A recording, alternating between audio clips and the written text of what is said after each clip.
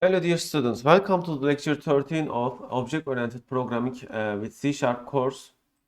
So today we are going to develop a simple web crawler, and in your semester project you are supposed to make a more advanced one. This time I will be using old .NET Framework instead of .NET Core. Why?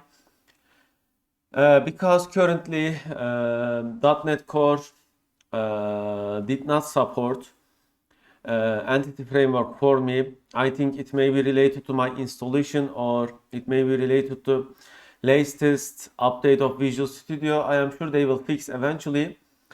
Using .NET Framework doesn't make any difference for us at the moment, so it is fine.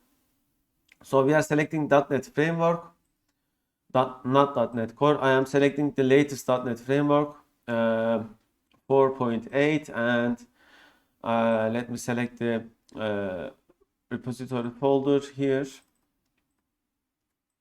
Okay, lecture 13. Okay. So we could use low-level HTTP web request, and we could use directly manipulating database with database connection and such. However, I have shown both of them at the previous year in the advanced programming course, so therefore I will show this time Entity Framework and web download or such. Okay, so in our simple crawler we will provide a URL as a beginning. Okay, and it will start crawling that, and it will also save crawled URLs and let's say save in the database. So this will be a simple example. I am expecting from you a better one in the semester project. Okay, so start initial crawling. This, when I click this, it will also reset the database as well. Okay, and this will be our input URL.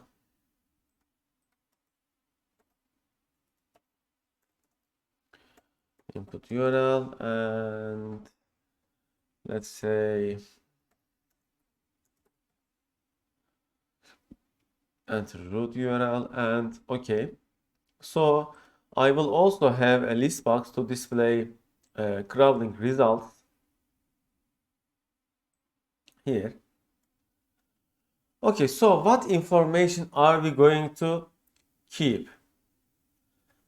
So let's start with designing our database, but before, let's first add, I think we don't even need that. Yeah, it is already here. Let me check.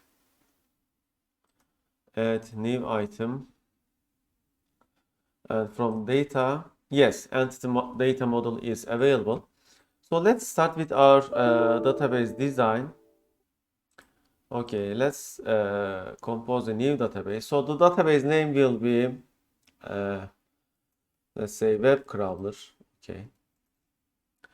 And you see there are options and model of the database. So I am making it SQL Server 2017 full recovery model, and I can set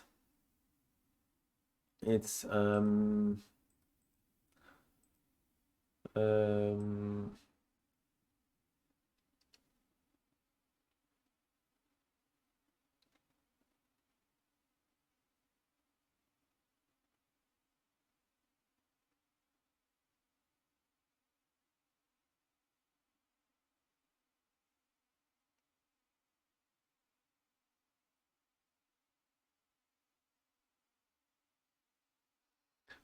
maybe here, no.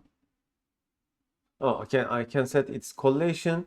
So I will set the collation as Turkish. Okay. So the collation matters because if you select the collation as bigger case or lower case or such, it makes difference. Okay, so you see Turkish case insensitive and accent insensitive, or Turkish case insensitive, accent sensitive. It is up to us to select the database format. This will affect our queries, and if we select this case insensitive, the case will not matter when we make a query, and accent will matter.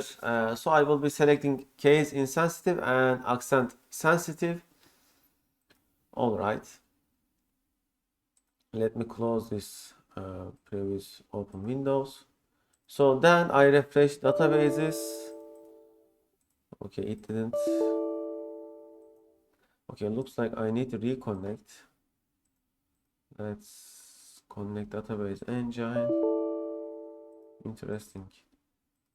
Okay, it is here. So we will start with composing our table. So what information we would keep? We would have URL, but I need to keep it as hash to have some, let's say, formatting. Okay, what I mean is to how to describe it.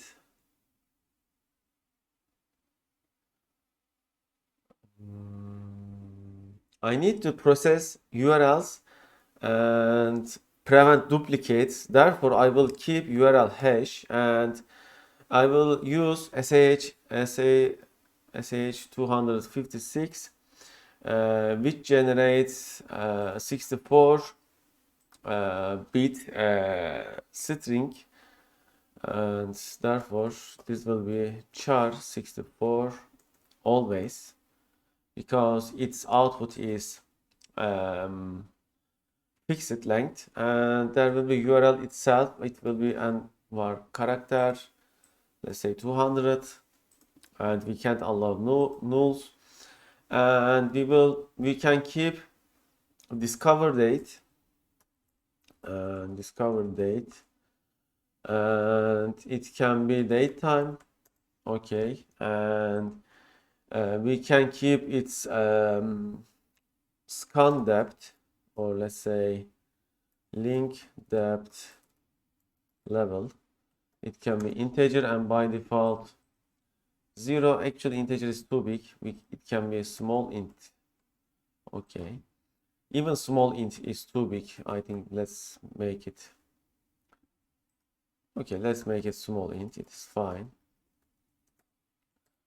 All right, and parent URL, from which URL it is discovered, and for parent URL I will also keep it as hash. Therefore it will be character 64. Okay, and what else? We can keep we can also keep last crawling date,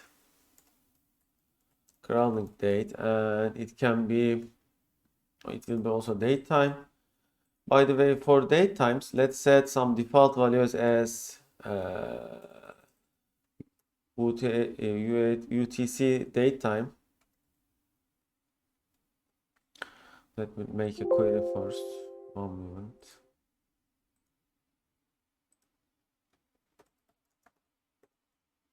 Okay. So this is the system method. Okay, it is returning this UTC date time. So I will set default values like this. Okay, and we can also have some retry count to prevent recrawling. Actually, no need to retry time. We can make it as try to crawl, and if fails, try to crawl again in 24 hours. Okay, last crawling date. What else we may need?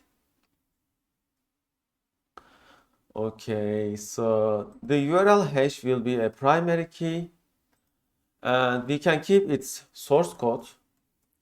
However, we will keep it as zip to save space, so it will be char max. It is not an varchar because when we zip it, it will have only English letters when we compress it. So this will be why there is no character max. Okay, here, and we won't allow. Oh, we will allow nulls by default. Okay, so why? Because when the URL is first discovered, it won't have the source code. Therefore, I will allow null. And last crawling date will have, yeah, I will allow nulls for last crawling date as well. Discover date will be, of course, by default like this, and link depth level will be by default by 0. Okay, parent URL, we will not allow nulls. All right, and okay, so after we have initially designed our database, we can also add modifications. I will also show that. So let's just save our table as okay, crawl URLs or URL database, or let's say all URLs or main URLs. Okay, it is totally up to you. So I add some prefix to it and main URLs. Okay, let's refresh it. Our database is composed right now. Okay, now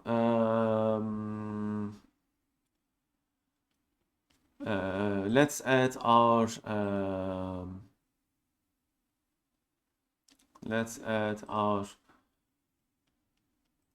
Adonet entity data model, and I will call the model name as, let's say, DB manager. Okay, so this will be the name. Okay, and okay, so this will be what we are going to use in the database. So I will compose a new connection because the server name will be default, but the database name will be different. So it takes too much time to get server name. I will use select add server name command to get it, and I will provide it here. And once I provided it here, it will allow me to pick the database name. Okay, it will be like this. Okay, now it will be updated. Okay, so this will be the framework name that we are going to make references. Therefore, I will call it as, let's say, crawling, or let's call it as DB crawling. Okay, Entity Framework 6 version, we are going to use that. Okay, it will get the tables, and the model web namespace will be web crawler model. Okay, it is fine. Okay, now it is generating autocode for us, so we won't be manually composing the code at the code behind.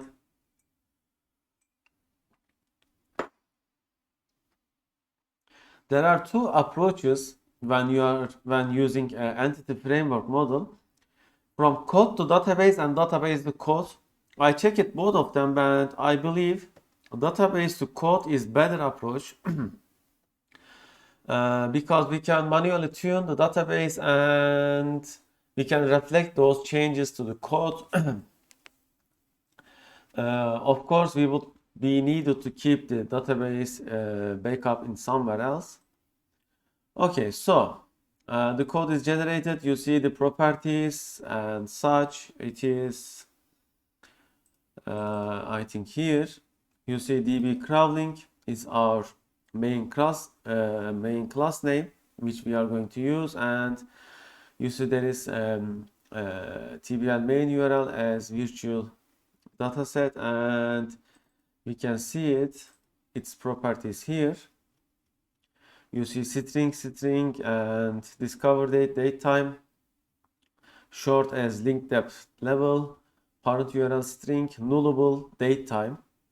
And normally nullable is not possible for date time. However, when you are dealing with database, I think it's possible. And source code, I think we can make a change here, but I will make it.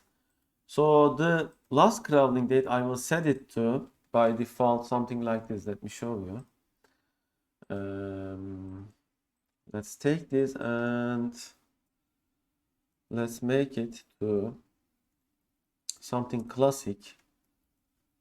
1900. Okay. So the last crawling date will be 19th century. Okay, I have updated. However, it is not still updated here.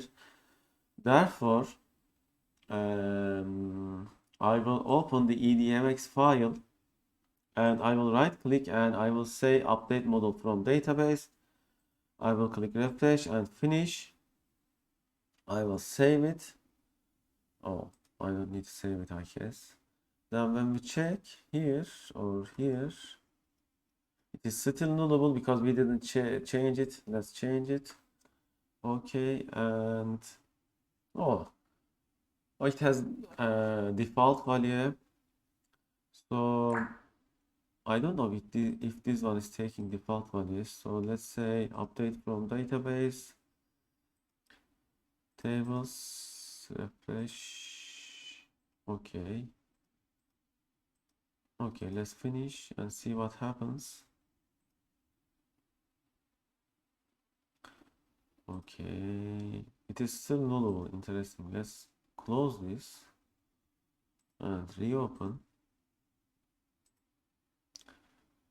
Okay, and let's say validate.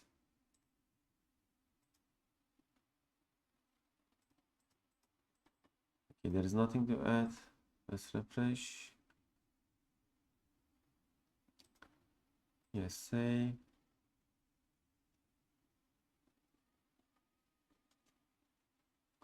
I don't have much experience with Entity Framework, to be fair, because I have always used low-level writing queries myself, handling the database myself. Okay, now it is changed. Okay, it is updated like this. All right, and however, when we don't provide something, I don't know if it is taking the default values. Let's see.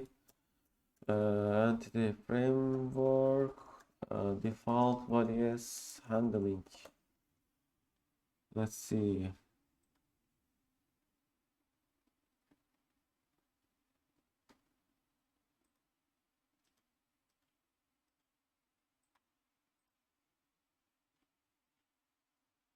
Okay, we will test it. So let's start with a test button to see our database is working or not. All right, so I will call it as test db and name will be btl test. Okay, so let's see. When dealing with database objects, you should always use using, and so we are going to use our DB manager. What was our, I think it is here, the namespace. Okay, DB crawling, our namespace. DB equal to new DB crawling. You can also compose a single static DB crawling and make changes, update, delete, insert, refresh, whatever. However, you can also use this. From performance wise, it needs to be checked. I don't know how much difference it would make. So from DB, and what is our table name is tbl main URLs and add. Okay, when we add new record, I will compose a new main URL instance, and in here I will provide the value as. So the URL will be, let's say, edu.tr, and what other values we need to provide. Discover date, it has default value. Last crawling date, it has default value. Link level, it has default value. The parent URL will be, of course, same as edu.tr, and source code will be something like this. URL hash will be test. Okay. So you see, we are not providing real values at the moment, and it is expecting character 64 for us. However, it should fill the empty characters. After this, I will say save like this. Save changes, and let's see. Okay, so let's select the values inside our table. Okay, it's empty right now.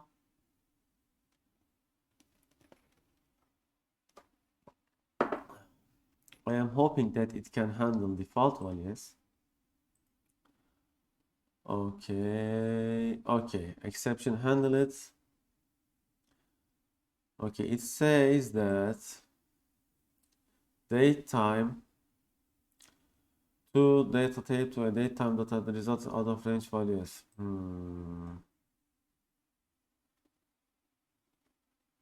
Why? Okay, let's see.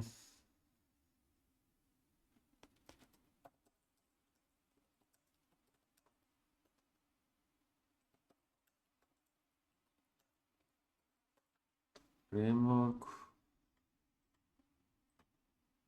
Okay, I think it is explained here. So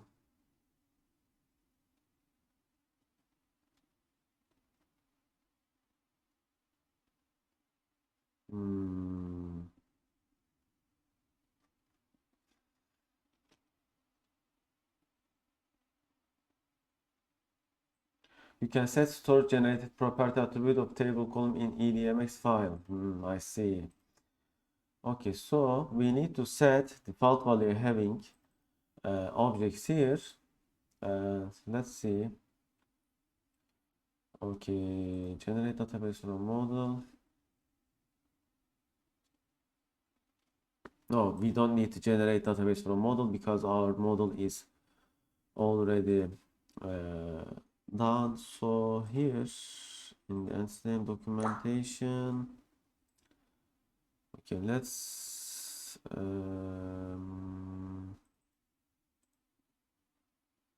click update.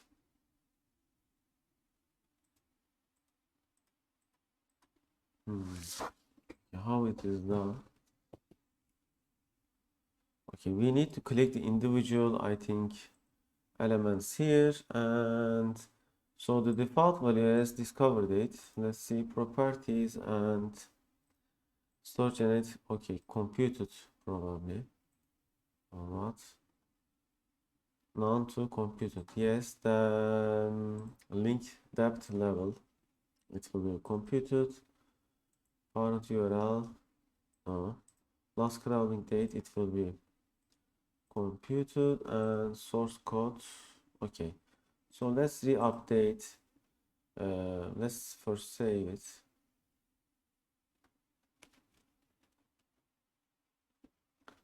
I wonder if it takes values from database and save it. Let's see. Okay, let's check our class. Okay, I don't see default values here, so let's update from database and let's do a refresh. Okay, let's save it again.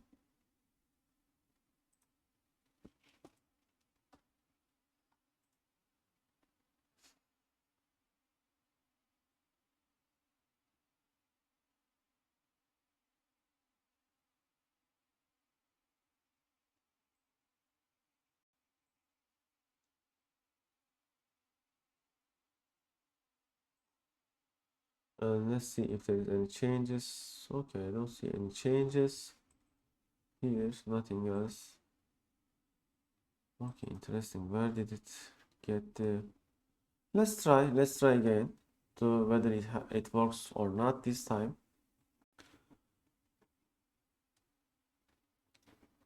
Okay, let's click test. Okay, it didn't throw any errors, and let's run the application. Okay, you see it is working right now. And okay, so you see they are underlined. To fix that, we go to IntelliSense and refresh local cache, and it will be not underlined anymore. Okay, so let's try to delete all records from our database first, so we can re-add. So to do that, I will use remove, and remove requires entity, remove range requires entities, and to do that, I think we need to get a select, and it returns link queue select. Okay, how do we select all? Okay, entity framework, all.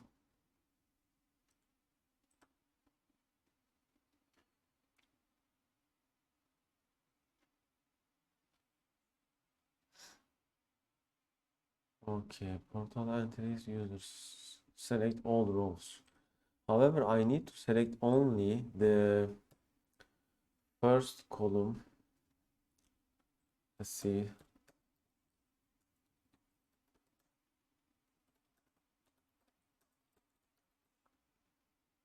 Okay.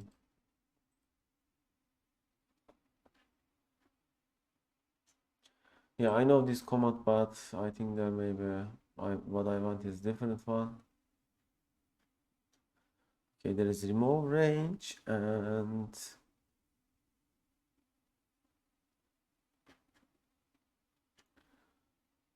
okay.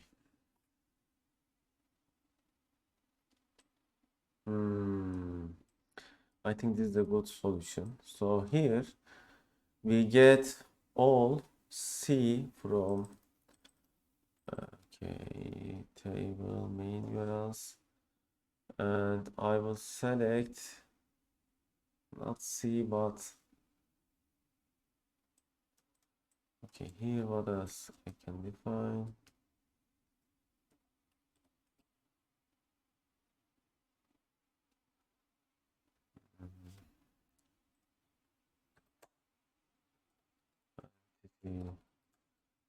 Framework select primary key and primary key. So when we make an update that we need to, I think I know what we need. Okay, I will select C from database URLs where, okay, I need where is, okay, this is a link queue query. So its syntax is a bit different and will take some time to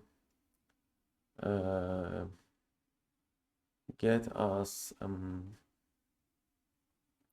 used to.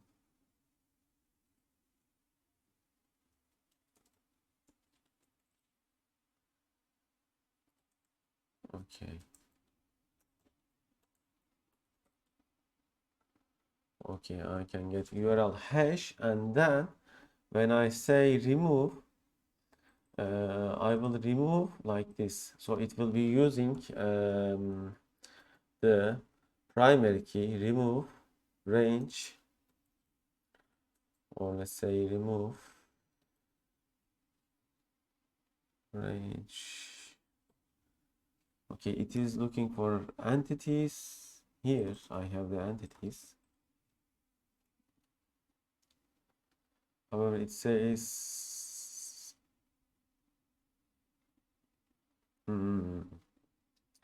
So I think looks like I need to select all. Select something like this. Remove range, not remove range, but remove perhaps.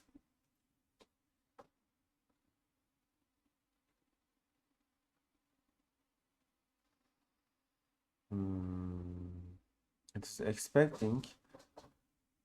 Okay, so it will be arrange,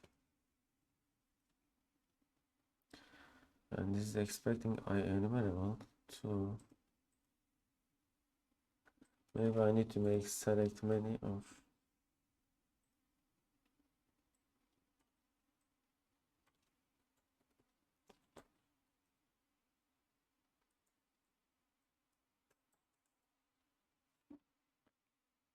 Okay, now working and okay. So I wonder how will this be executed, and to see that we can open SQL Profiler, and here I will get the tuning parameters, and okay, let's run. So it will be available here when we execute. So let's see. You see, when you are using Entity Framework, it is hard to be sure that your queries are optimized because you are not directly writing the query. The system is automatically converting queries. Therefore, you need to check query yourself. So how did it execute it? Okay, it has selected everything first, like this. And then it has deleted everything. Okay, so you see this was extremely unnecessary query. It has selected everything, and it probably took a lot of time, and then it has executed this. So instead I can do something like this, I think. I can directly say remove range, and I can say select. I can do something like this and select here, here, and okay, so let's see how will it work this time. This is about tuning your queries when you are working with entity frameworks. So let's see. Okay, there is nothing else. Let's try it. Okay, it has this time still selected, and then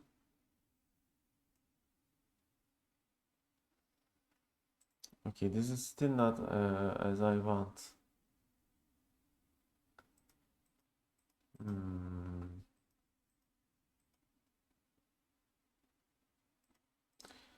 Interesting. It didn't work. Remove range. We have selected everything.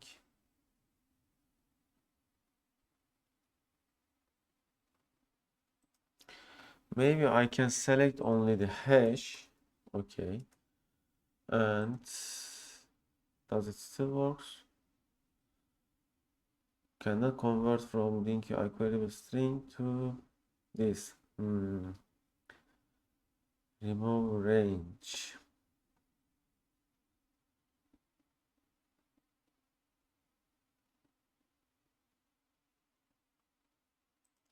Then I may convert it to.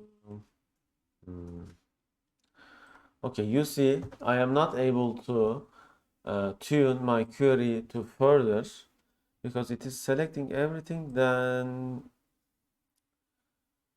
removing range. However, I only need to select only the hash.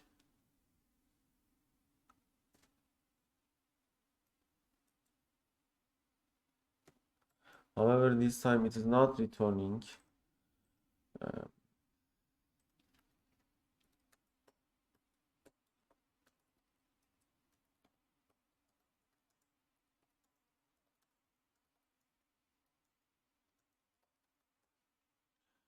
Okay, let's look from this way.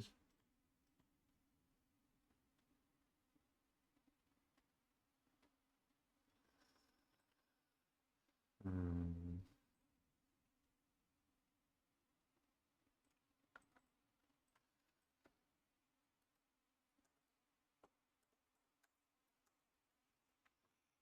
Let's see what is the optimal way of deleting records.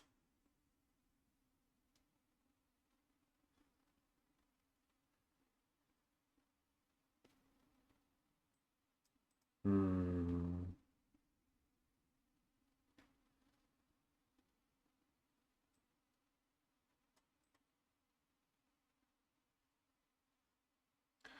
Okay, I think I have got now an idea.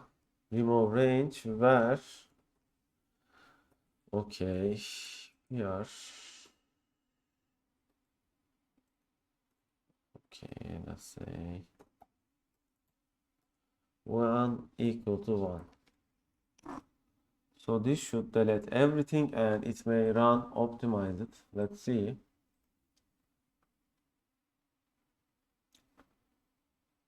So it will delete the entire table.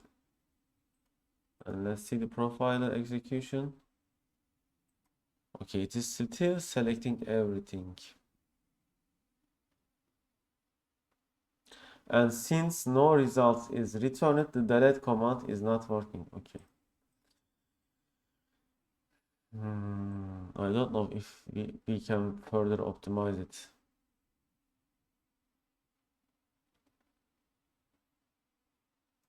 Maybe we can write a direct command like this. Let's see if it is possible.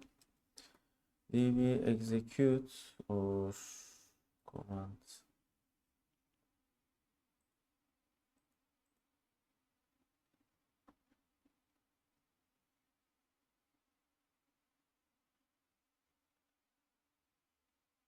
Mm,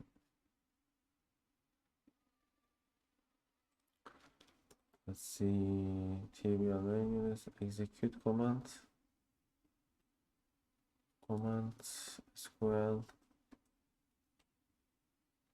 SQL query, and here params objects. Is this possible? SQL query? No. Anyway, let's continue. You can find it yourself if you want. So if you want to have highly tuned application, you should use all good SQL command features that I have shown in the advanced programming. However, if you want to do something quick, you can use Entity Framework and try to tune up your queries.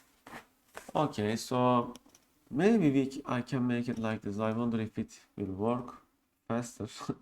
You see, we keep trying to find a better optimized query.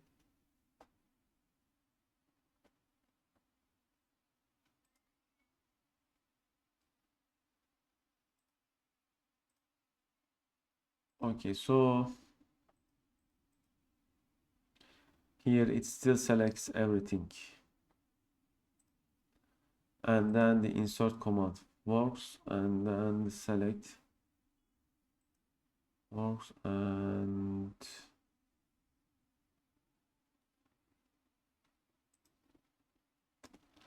okay, anyway, let's continue.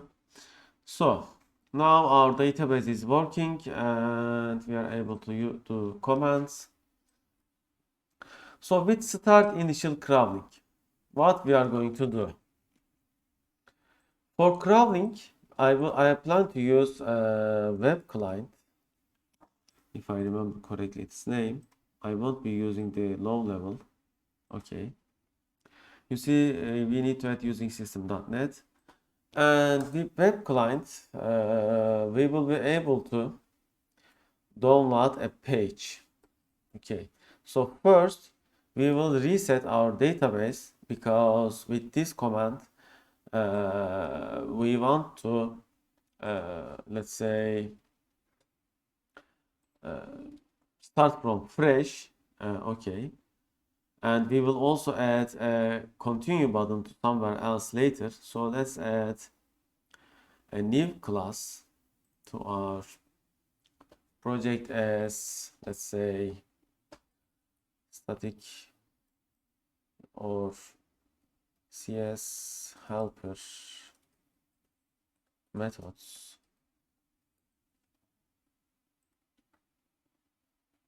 I will make this static, and here I will have a static void and clear database. This time we can use truncate command and entity framework truncate table. Truncate is the fastest way to delete all records in a table. Okay, it says context. From this context, let's see. What is one? System.entity context.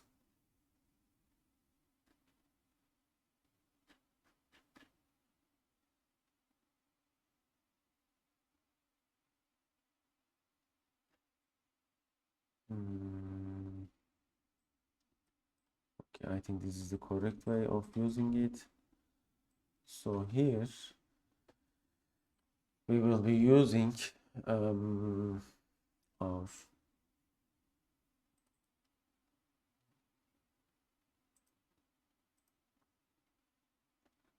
DB crawling here, and okay, it is generating context like this, and from CTX we can delete the table, which in this case it will be context dot main URLs to, or let's just provide as name like this. This is the table name that we want to delete, and we will call this. Okay, let's give this as something different name.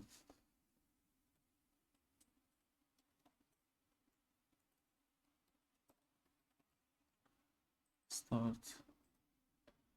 Okay, and here let's fix it. Okay, so it will call helper methods clear database. You see, I can type the full path like this, or I can add using static lecture 413 and helper methods, and this is not anymore required, clear database. Okay, then I need to make some other helper methods which will crawl and return me the result. So here I will add, let's say, public static, and we need to return some values. What values we need to return? First, let's define our class. Okay, actually we can use the class generated, I think, here. TBL main URLs. So what we need to return is this one and some additions. Okay, what additions? We need to have discovered links. Okay, I will just compose another class. Okay, public class, and let's say crawl results name, and of course this doesn't exist. Okay, what values we will return? We will first return public bool crawl success. It will be by default false. And what else? There will be public string as our crawled URL. Okay, and public string. Okay, what else do we need?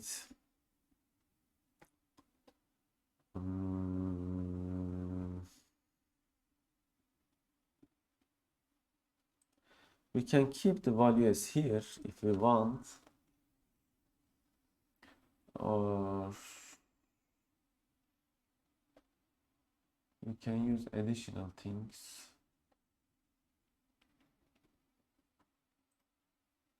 Yeah, let's keep the value as, so it will be easier. Okay, crowded, hash it. Also keep it that way. And we make them null by default, so if an error happens we can check it. And public string discover that date time, discover date. However, the discover date will be applied to newly discovered URLs, extracted URLs, and we have parent URL. By the way, the parent URL will be hash of parent URL. Therefore, let's change its name. Parent URL hash. Okay. And after I updated this, I need to update the DMX, ADMX. So update from database, refresh, finish. Okay, you see it's changed here, and it says parent URL is not mapped. It was supposed to update it. Why? Oh, it didn't delete the. Let's see. Let's try delete. Okay, it is still here. Interesting.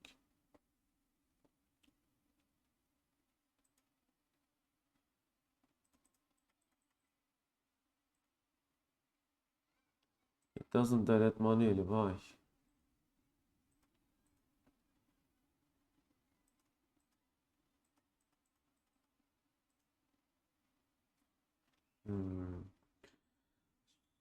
Okay.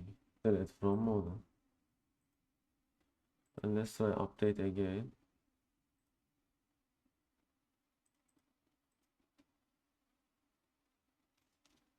Okay, now looks like working. Let's save it.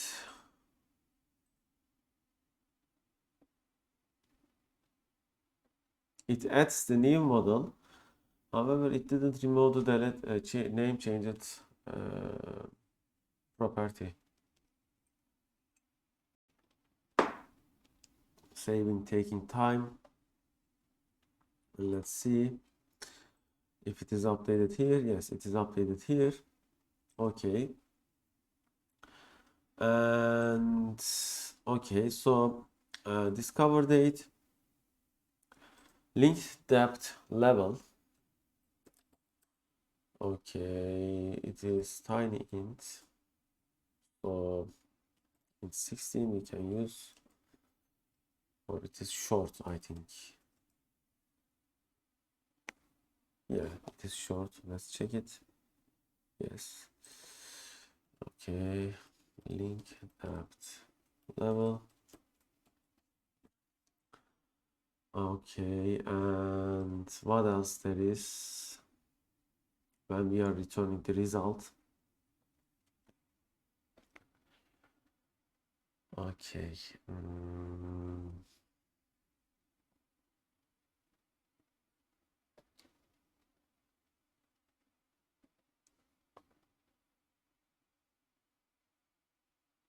Actually, the discover date, yeah, it is fine. It is fine.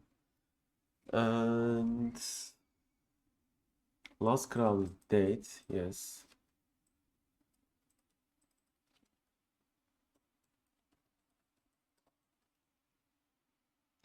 We can also keep the crowd link duration. How can we keep that? We can keep it as seconds. Okay, one moment. Okay, so let's continue defining our return class object. So last crawling date, we can also keep the time that fetching the page took. So let's say fetch time ms, and let's keep it as integer. Okay, and by default let's make it 0. So we will need to update the edmx file from database. Okay, refresh, and we need to set its storage generation pattern computed. Okay, let's save it.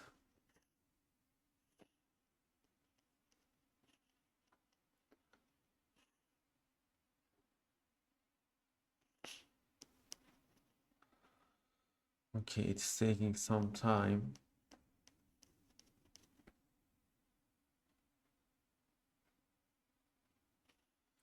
Okay, so let's also add crawling time ms. So we will keep it as from milliseconds. And what else? We will be needed to crawl the source code.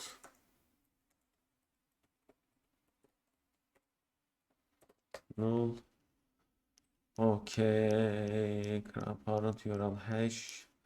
Okay, this will be the crawl result, and we will also have let's call it as crawling result, discovered links. Okay, so the discovered links will be kept. We can keep it as a list. Okay, string discovered links. Okay, let's make it as new list. All right, so this will be our class that we are going to use, and what we need is we will compose a method for crawling which will return crawling result, and it will take a URL crawl. Okay, and it will return crawling results. Let's say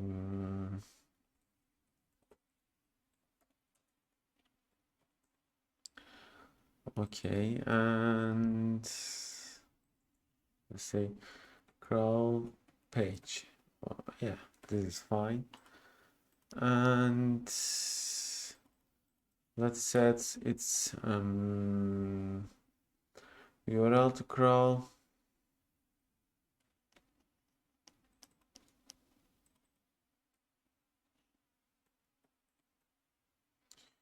Okay, crawl's URL will be equal to this, and finally we will return crawling result. Okay, inside here, what we are going to do is we will fetch the page with web client. I will be using, especially when you are working with IO input output, you should use, or database connection objects and such, you should always use using. Okay, so let's add the system net, and maybe client equal to new web client. Okay, and client, and download file, download string.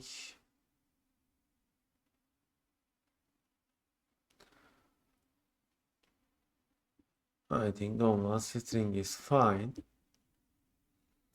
Okay, and it will return us a string. I think it will return the string as a um, string, of course. It will return the source code as a string, and we will take this as okay, to prevent data race, I will assign this into,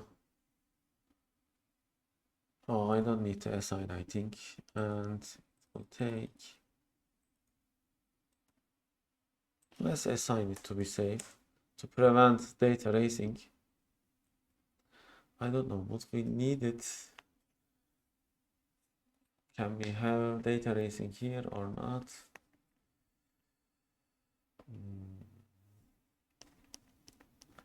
I am trying to think, can we have data racing? So,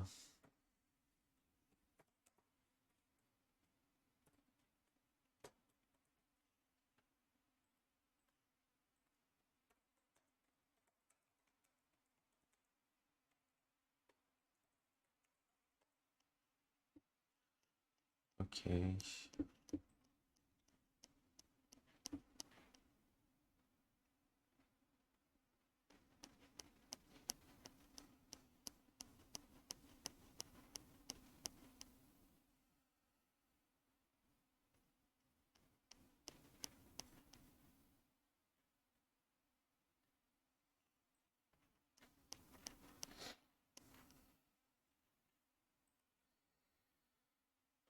Okay, let's say C# data race method call variable. Okay.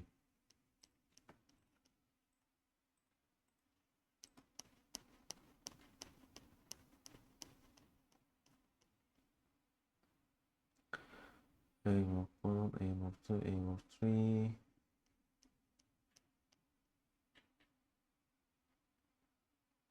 False.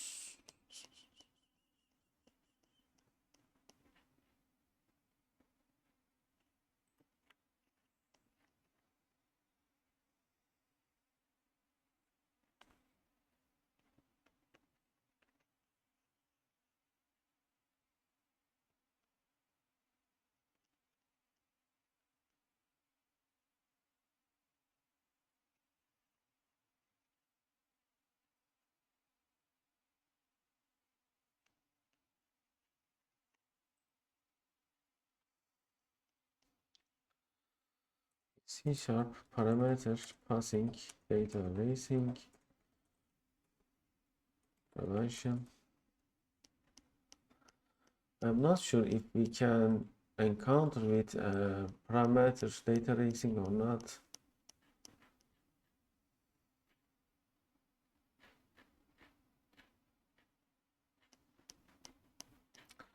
None of these are like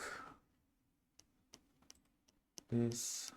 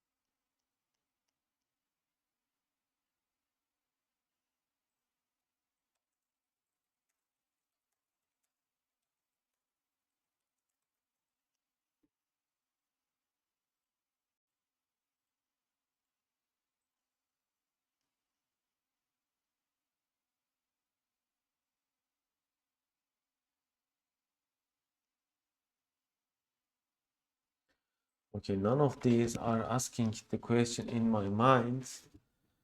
So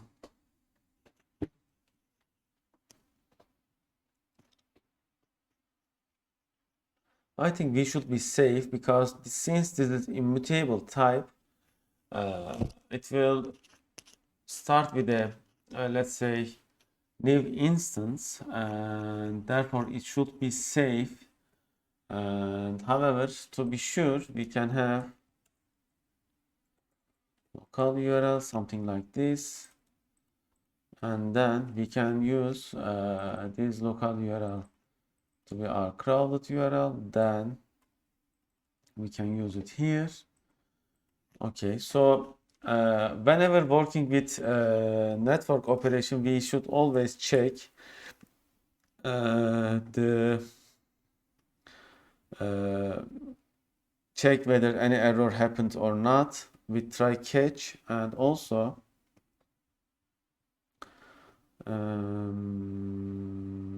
let's see, we can allow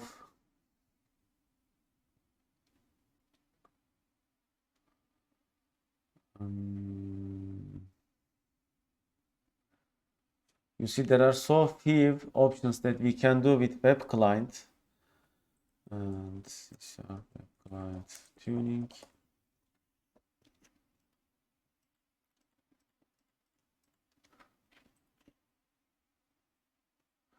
Okay, I am not going to use HTTP web request because we can control various options. However, yeah.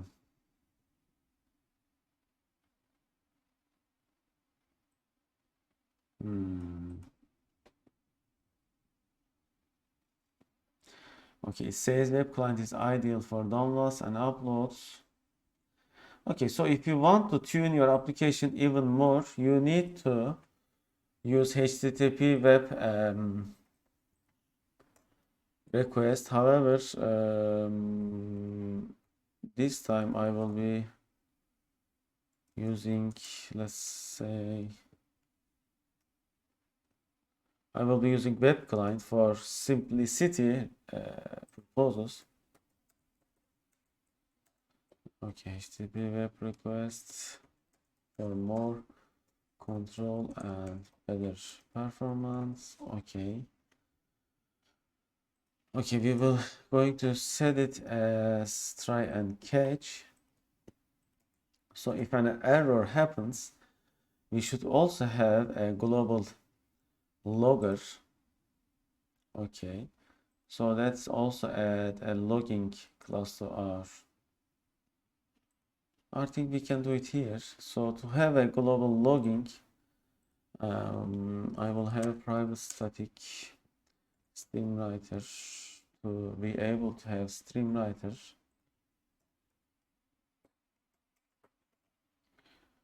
IO.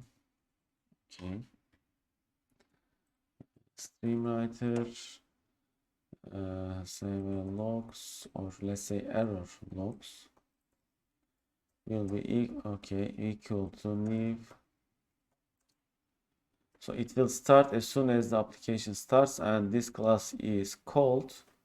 So let's say error logs txt. It will use encoding UTF-8, and it will also use append.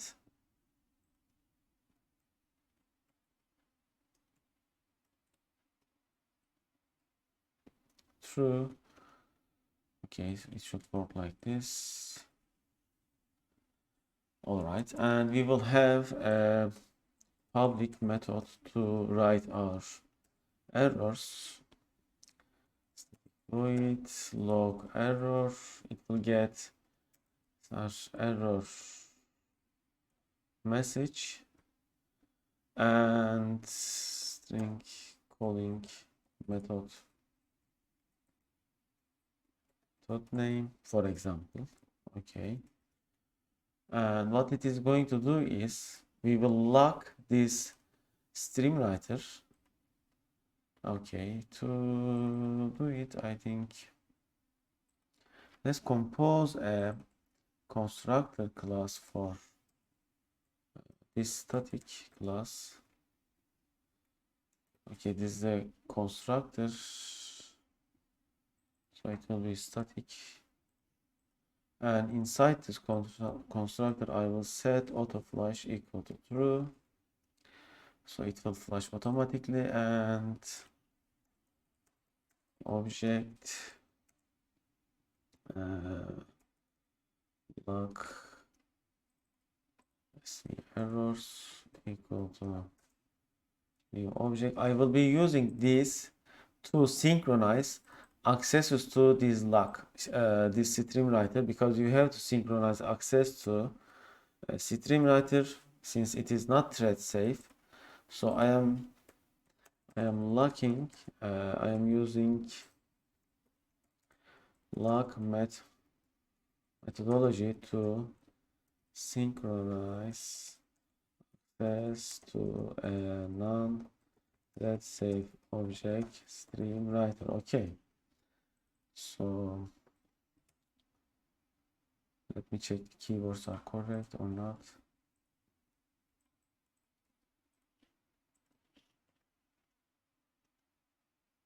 Okay, so it will be synchronized.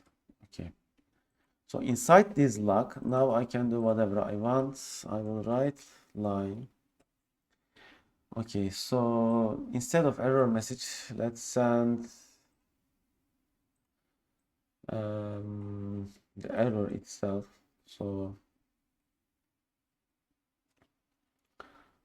okay, so exception E. All right, write line,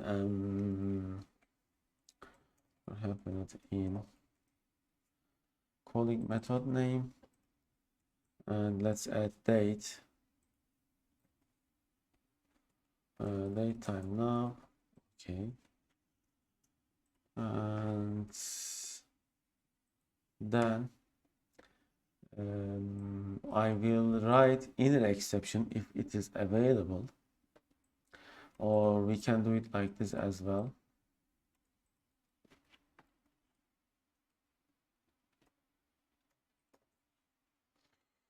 E message to string,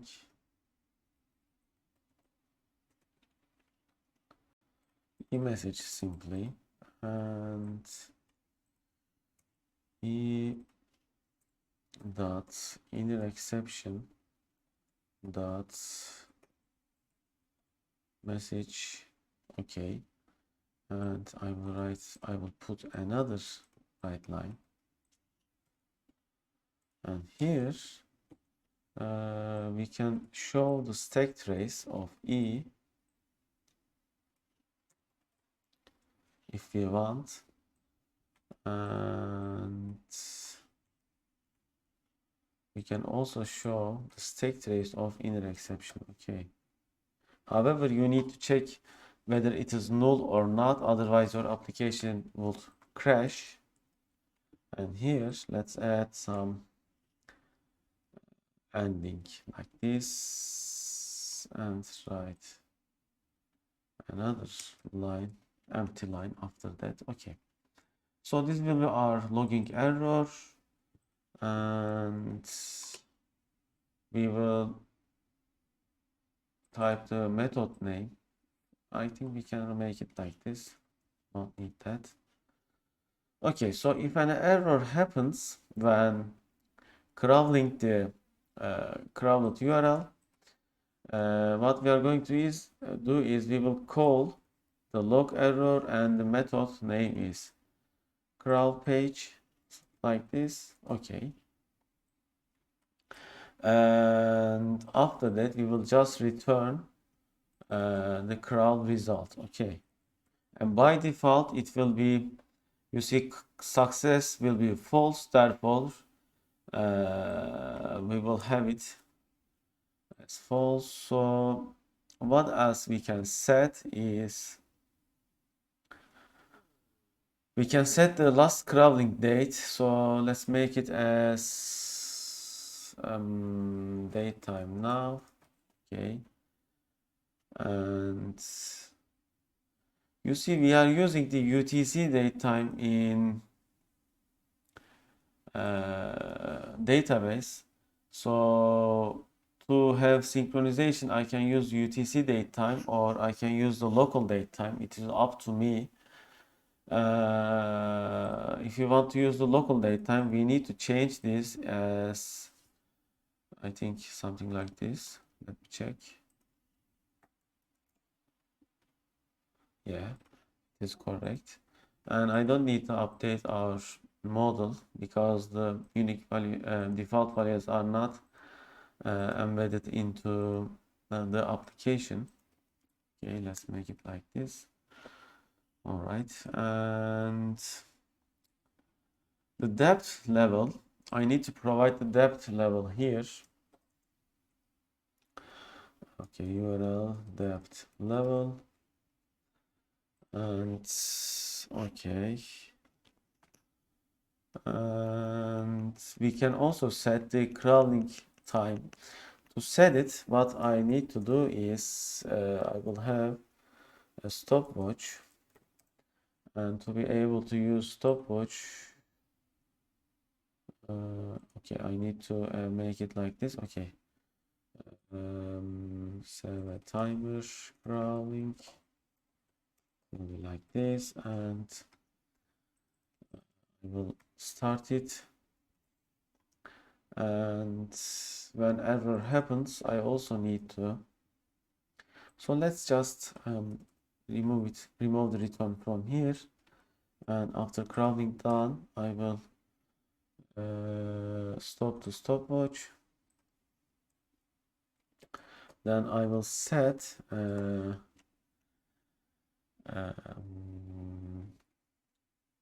so let's make this by true first, by default true, and if fails I will set it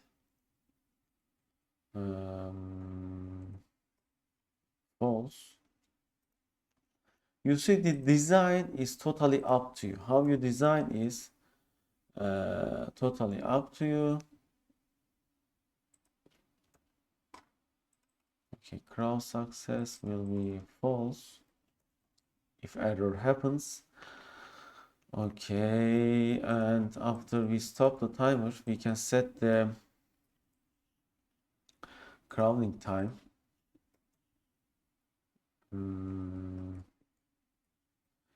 Equal to timer elapsed milliseconds.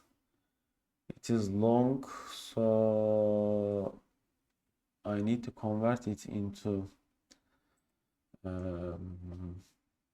integer. I think we should never have any problem converting in this case. Okay, because by default the timeout of web client is how much, I don't know. You see, I cannot even set the timeout. So if you use web client, you are extremely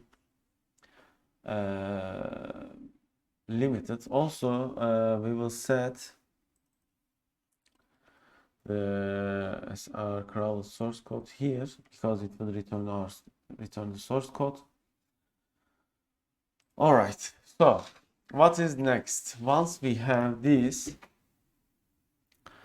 let's check it. The discovery rate, link depth level, crawling date. Okay, this will be by default this. Okay, crawl source code, discover. Okay, now the next thing is extracting the crawled links. Okay, so extract the crawling links. Let's find some good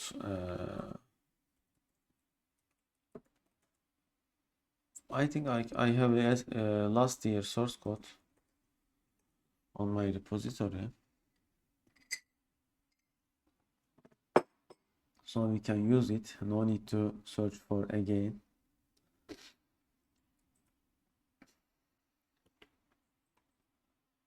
Okay, so it can be inside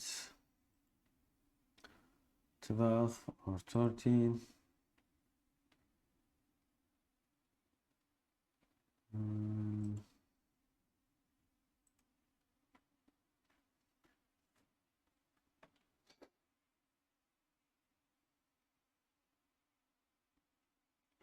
Okay, I have something like this.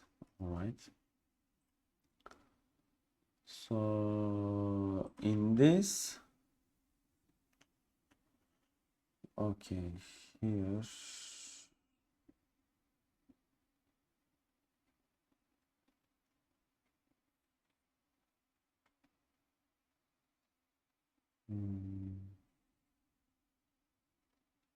Yeah, this is fine. This is just fine. To be able to use this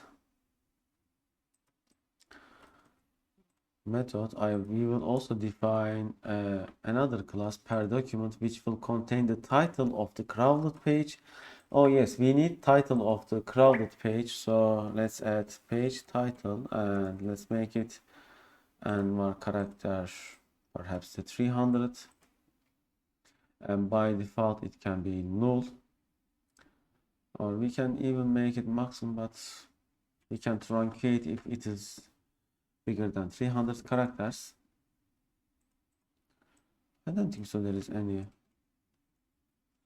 bad side of using max in this case. Okay, and once we update our database, we have to update our model as well once again. Okay, let's update our model. Refresh.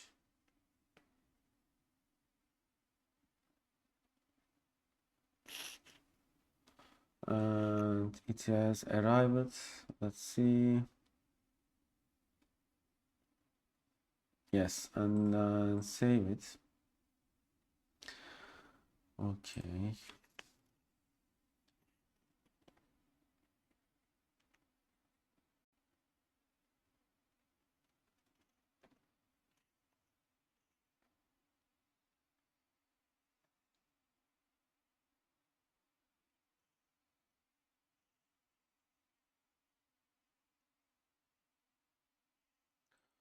Okay, and you see I have another logo here, so do we need this? I don't think so. We need this right now.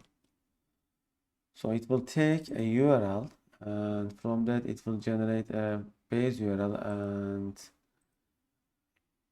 to be able to extract links, we will be using HTML Agility Pack, which is an awesome library to process source code of web documents. You see, this is an agile HTML parser that builds a read write DOM and supports plain XPath or XSLT. Okay.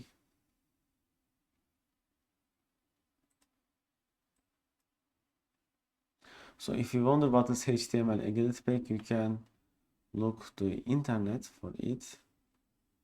All right, and now once we add the using HTML Agility Pack here, now they are available. Okay, so what we are doing here is first we compose a URI from URL string, then we compose HTML web, and from this web we use auto detect encoding, and then we compose HTML document, and here you see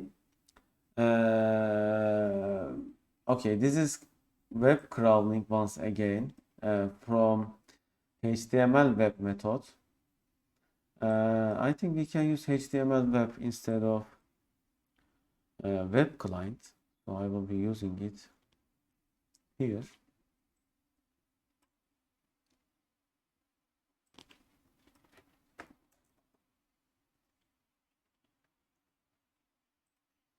Okay, the HTML web doesn't implement system ID disposable, therefore we will remove using. So this is a class of HTML Agility Pack. I think it is better. It should let's say I am guessing that it is better than the default .NET framework providing web client. And let's call it like this, and this time it will have load from URL, Okay, and it returns HTML document. You see something like this. Okay.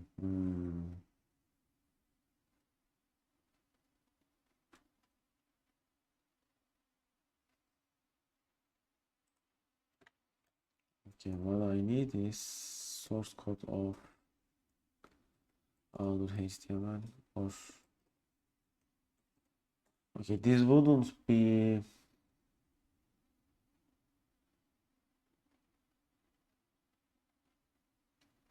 this wouldn't be very okay performance wise. So to be increase the performance, we are going to get this document here and we will get it here. So what I mean is, you will see in a moment, it will be like this, and source code will be document nodes and other HTML. Okay, so this is the source code of the crawled page, but this is not the raw source code. This is constructed source code actually. Okay, so what should we do?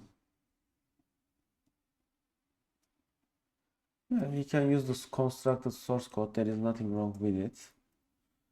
This will be not the raw source code, but constructed source code. Let's see.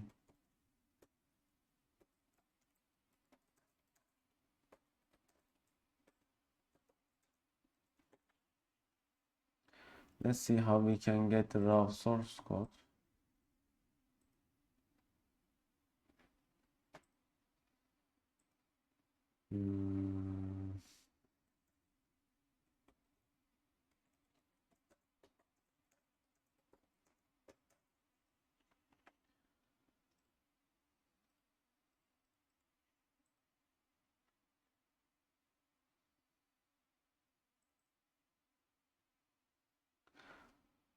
Okay, use HTML web log. Okay.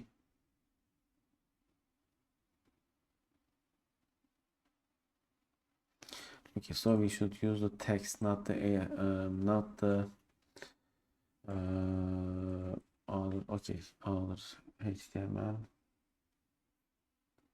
Yeah, this will work, I think. Not.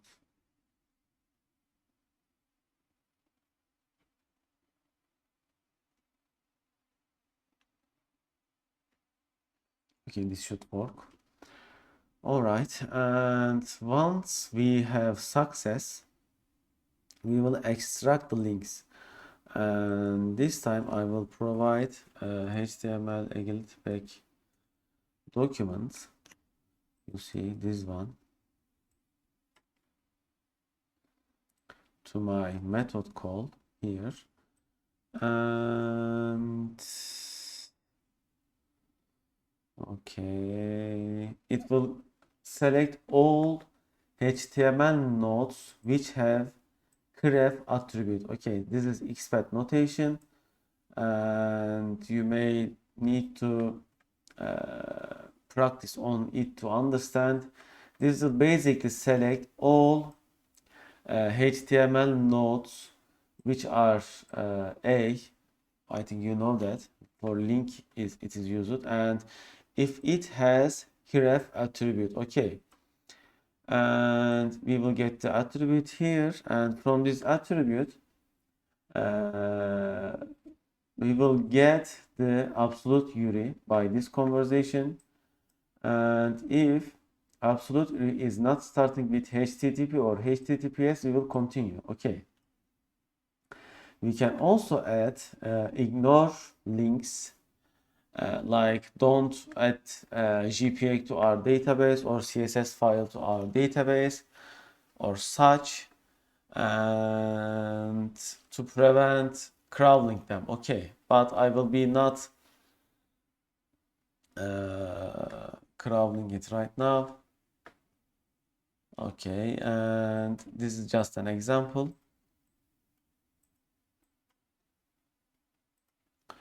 All right, and we also need to make improvements to our software in maybe later after we see how it works. Then what we are doing is we are adding these absolute URLs to our found links inside our per document class. Here you see extracted URLs. It also returns the title of the document, and we are getting the title like this. You see select single node with title element, and if it exists, you see this is null check. You always need to have null check, and we decode it with HTML decode because the title may be encoded, and we assign the title and we return the document. So we will be calling this here if this is success, of course.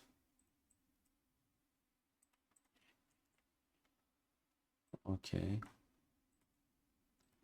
we will get the links.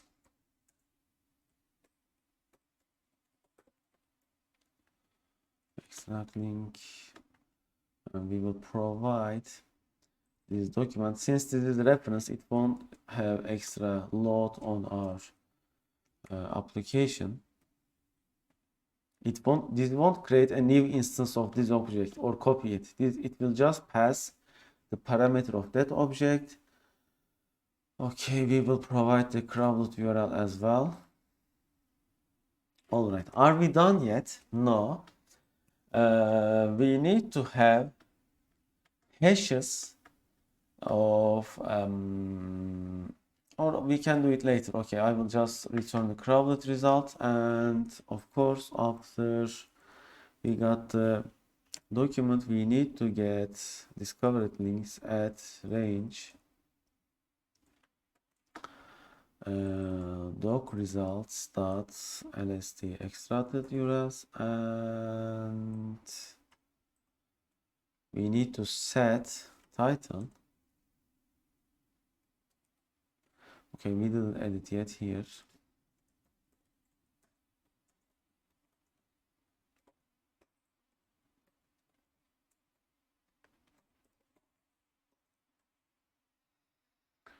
Okay, title of page equal to doc results dot sr title, and then we return.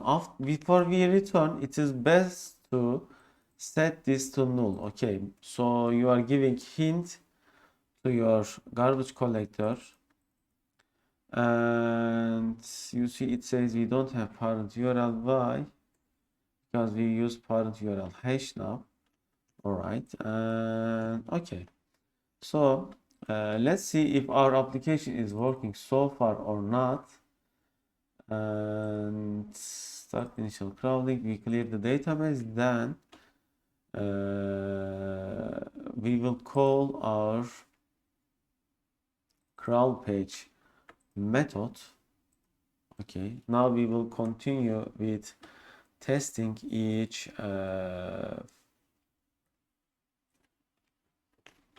step, and it will help us to continue with correctness. Okay, so let's provide the URL of our university.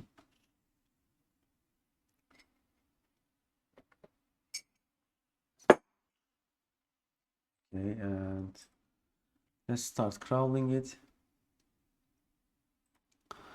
Okay, so it says that we have an error here. What is the error?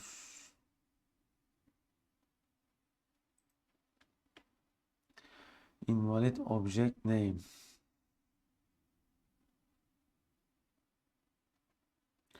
Of course. So because we need to use truncate table.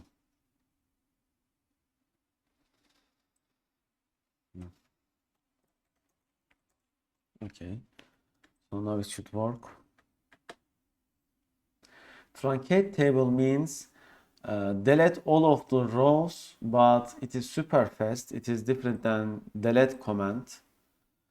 You can see as truncate versus delete. Okay, let's read it. Truncate always removes all the rows from a table, leaving the table empty and the table structure intact, whereas delete may remove conditionally if the where clause is used. The rows deleted by truncate table statement cannot be restored, and you cannot specify the where clause in the truncate statement. Okay. So let's start initial crawling. Okay, it is fine working. Now let's enter inside our method. So we got the crawling URL. You see, I need to normalize the URL before providing, such as we should remove this from the end of the URL because this is unnecessary, and if we found URL like this, it will be different. URL depth is 0. Okay, so we composed an instance of our class like this with default values. Okay, we started our stopwatch. We composed web client. We set detect encoding auto. We composed our document. Then we load the source code into the HTML document. Okay, it is loaded. Okay, let's see if the text is as it is. Okay, text of the page is like this. So we can compare it to see if it is raw text or not. Text compare, and let's see the page source code.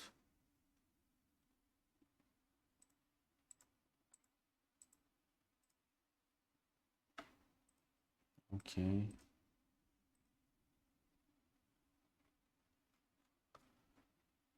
Okay, it is almost same. There are some token differences, as you can see. It is expected. Okay, it looks fine. Yeah, it is the raw text definitely. Only the visitation based elements are different. Okay, it's fine. And then we continue. So our crawl is success, and we don't log error. Then we stop our timer. We set the crawling time. Of course, it is now big now because we are using in debug mode. So if success, now we will go into the extract links.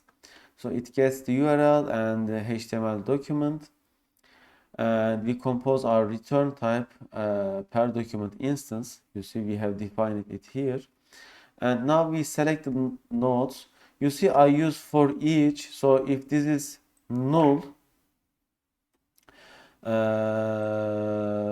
it will not enter inside here.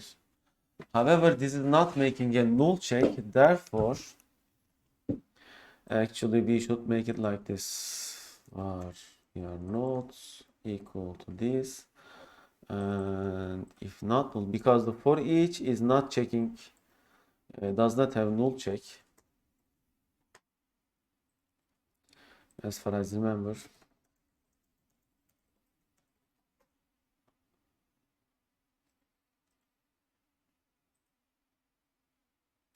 Yeah, it doesn't make null check, I remember correctly.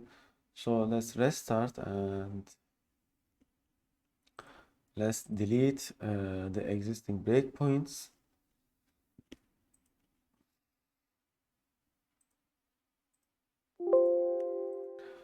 Okay, and let's copy paste the URL again. So I will continue from here. Okay.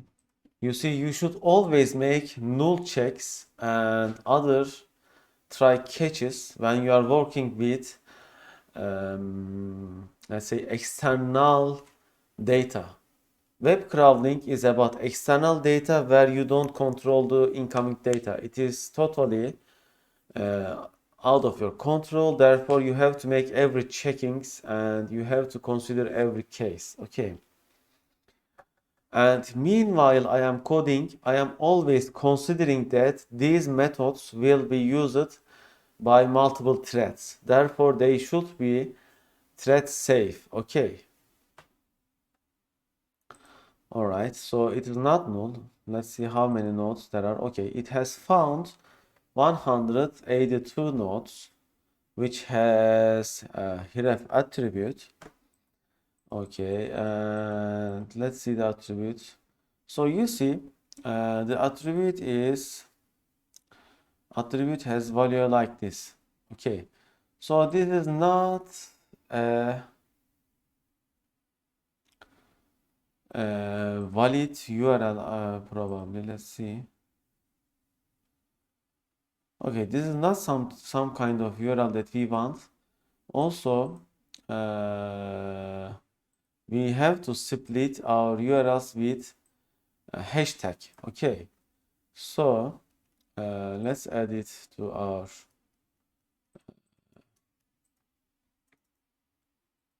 code.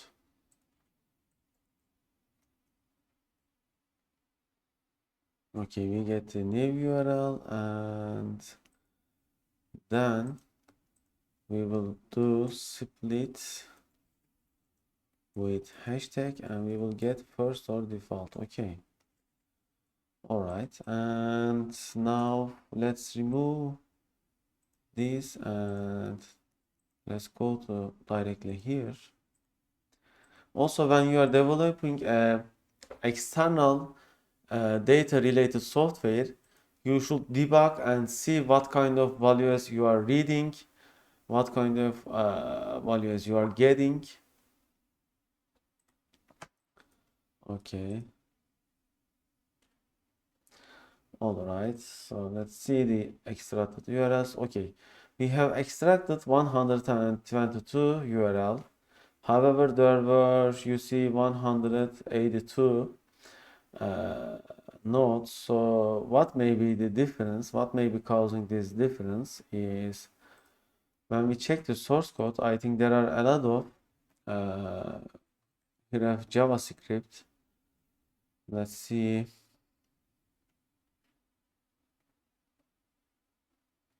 Okay, for example, this is an invalid URL as you can see. So we should not crawl it. Okay.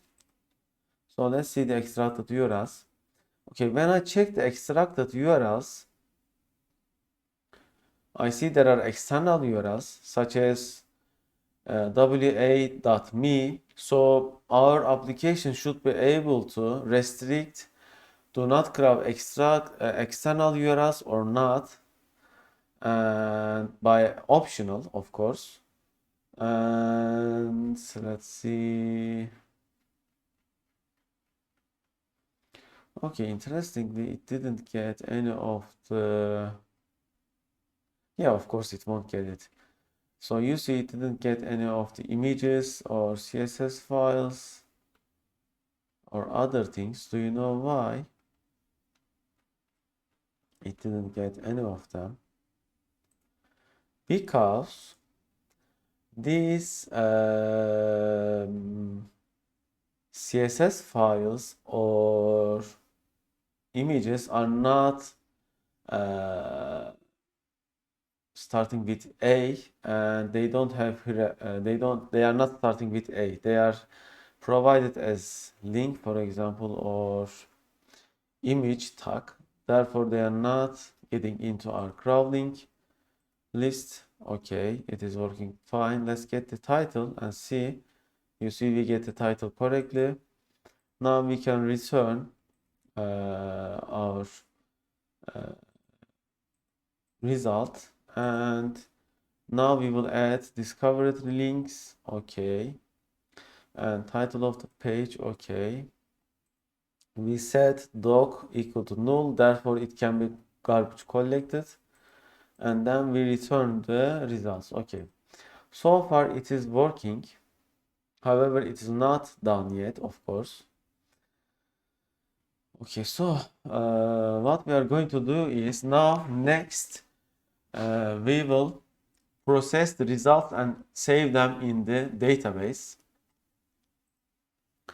Okay, so to save in database, private static void save crawl in database. Okay, so what this method is going to take is it will get a crawling results object and crawled result, let's call it as like this. Okay, so this time we will to be able to save the results in database, we need to compose an instance of our database class, entity framework class, which is we can see here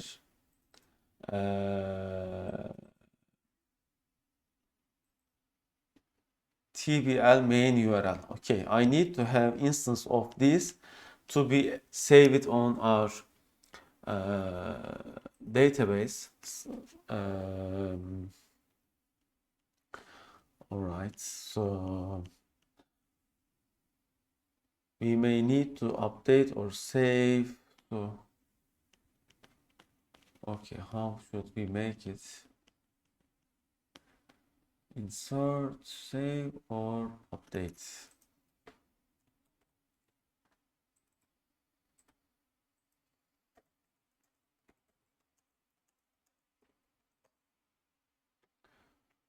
Okay, let's see the logic, how it is done.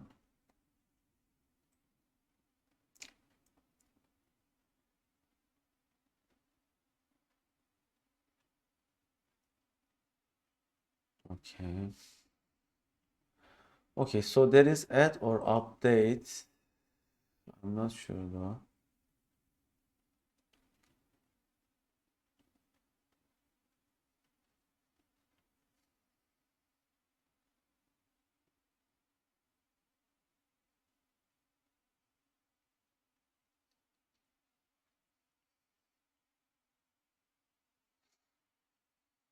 Hmm.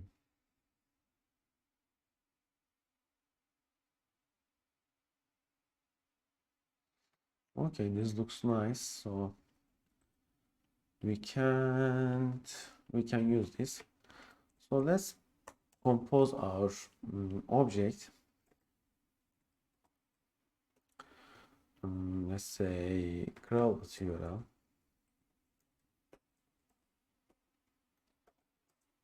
Equal to like this, and then we will set the crowd URL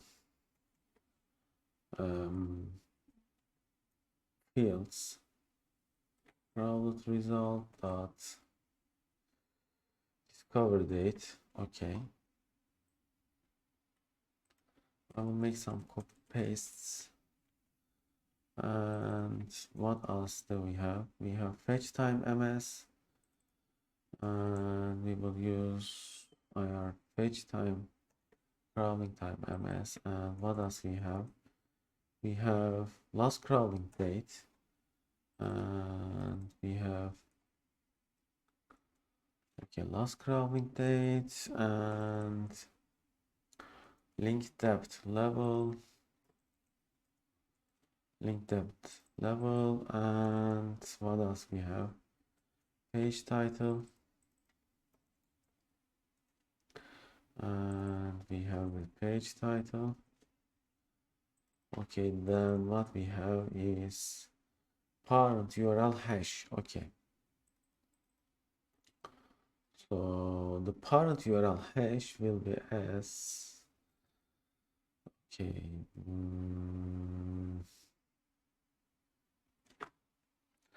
where do we save it?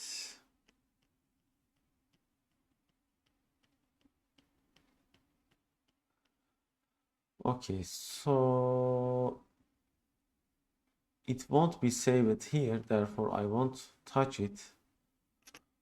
Or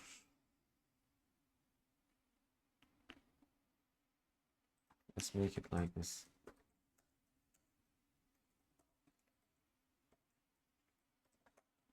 Equal to null.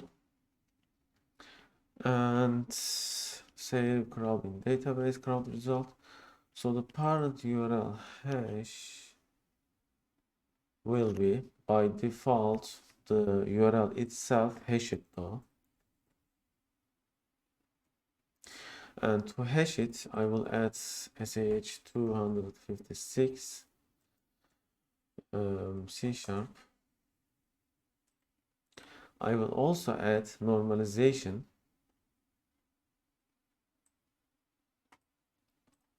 Okay, let's add it to here. You see this class is becoming crowded, so it may be better to differentiate them. I will make this as a method extension, and I also need a URL normalizer. Okay, static string normalize URL and string sr.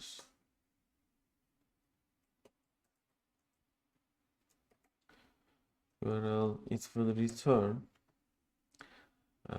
sr URL to lower. However, when I do lower, I will use,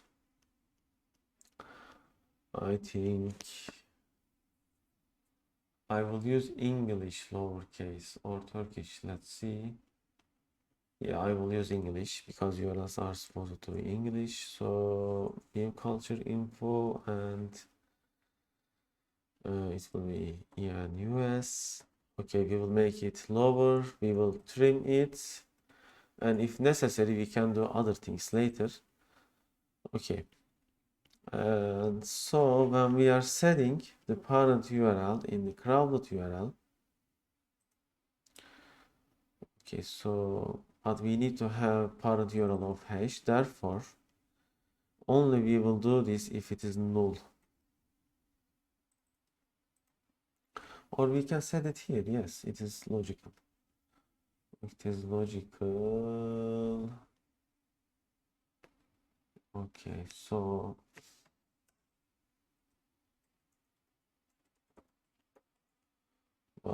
okay, we can set it like this, I think. And yeah, it is fine. So the parent URL will be added as parent URL hash. Yeah, we can add it like this.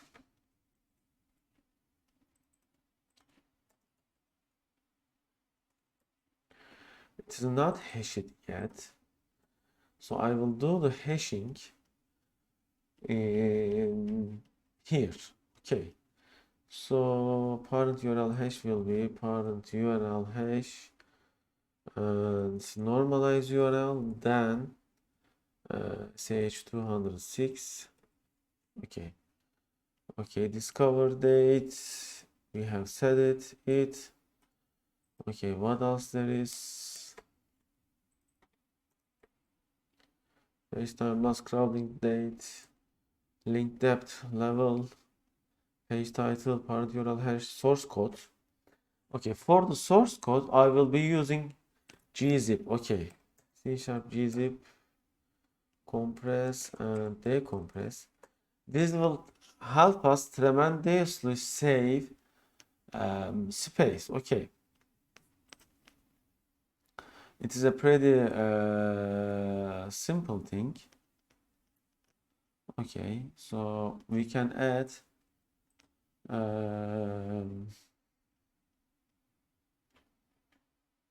gzip.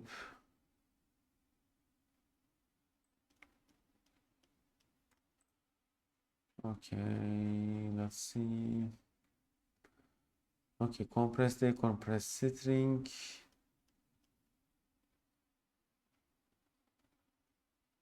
Okay, there is zip and unzip, which takes byte array for zipping, or which returns byte array for zipping.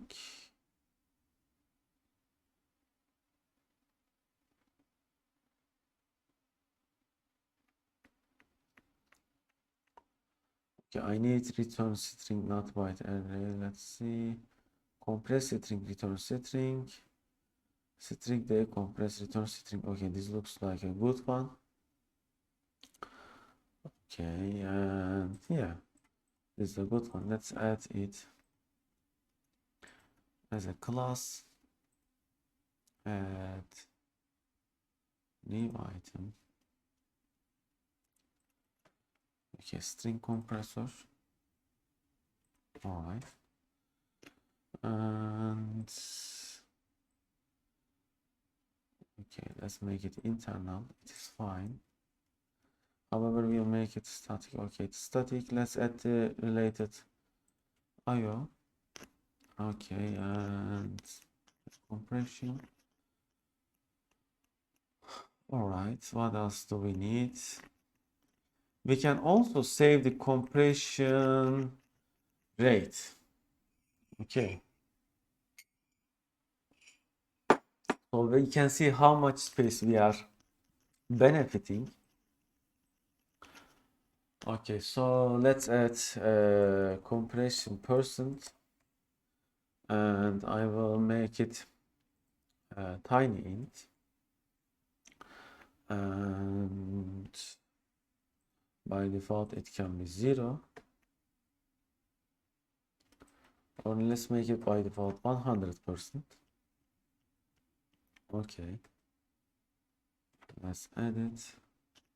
Now we need to update our DB manager.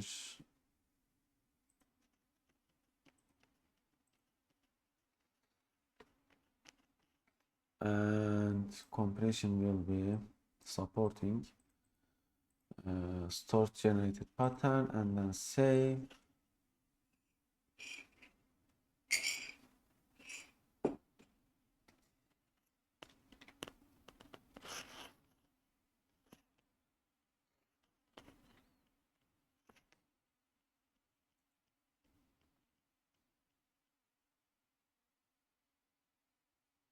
All right. And what else there is? Okay, there is source code, which will be equal to crawler source code, but then I need to compress it. Okay, to compress it, let's make this extension. So there is compress string and decompress string. Okay, let's make it as compress string. Okay. And what else there is? Oh, we also need to calculate now compression percent, and we will calculate it as like this. Let's add extension for double. Okay, so let's add another class, and I will call it as, I think we can add it inside the string compressor. Okay, public static double and to double this object.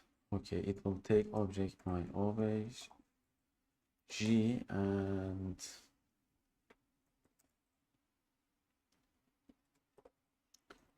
will be equal double try parse will be my obj dot to string and out dbl result and return dbl result. Okay, so if you provide an invalid object to double, it will return 0 in this case. It is totally up to us how we design it. So why I have used it, we will understand. To calculate the compression percent, maybe we can name it, yeah, okay, it's fine. We will divide compressed string source code to length, of course. First we convert it to double, and we will divide it by crowded results sr crowded source code length to double. Then we will multiply it with 100, Okay, like this, and then, okay, so let's make it better looking. We divide, we multiply. Okay, and there will be a convert. So since this is byte, okay, convert to, okay, convert to short,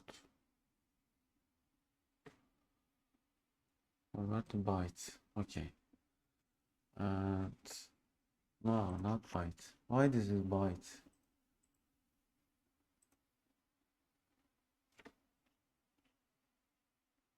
This should be short. What it is? Tiny int is held as byte, huh?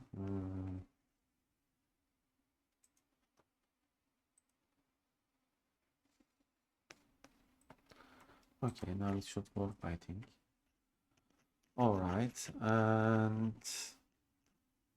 we can also add math dot. Oh, we can't. Oh, we can't add it. Oh no, we can add it. Math dot floor. So we will floor it. Okay.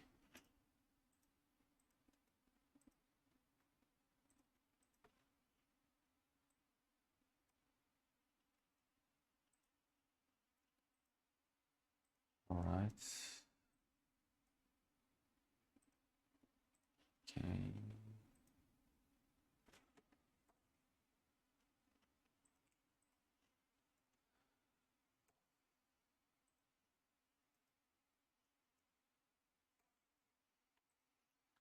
Okay. Okay, we can leave it like this. And anything else left?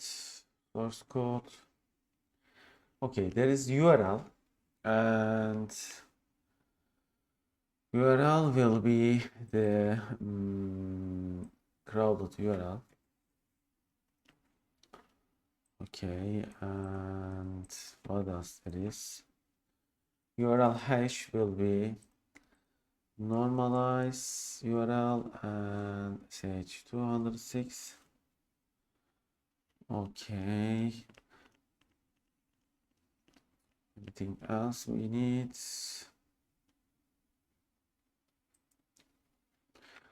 Okay, so 1, 2, 3.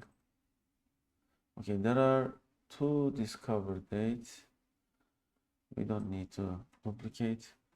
1, 2, 3, 4, 5, 6, 7, 8, 9, 10, and let's check our class. 1, 2, 3, 4, 5, 6, 7, 8, 9, 10. Okay, we have provided everything.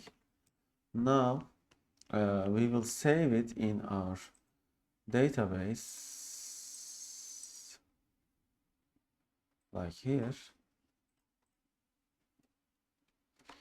Okay, our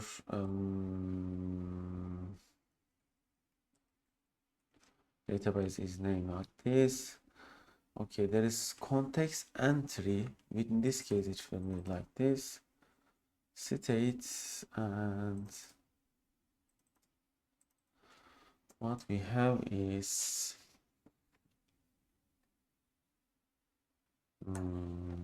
equal to 0. No.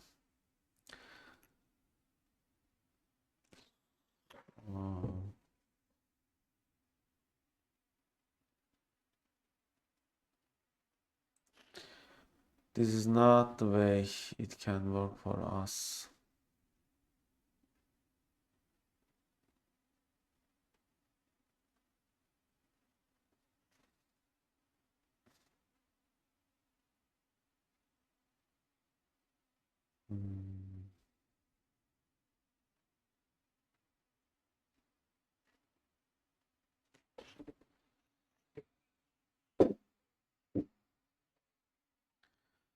Let's see what other options we have. Okay, here.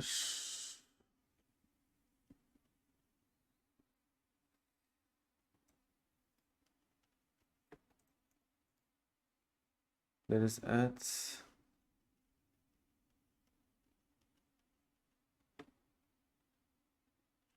and update, or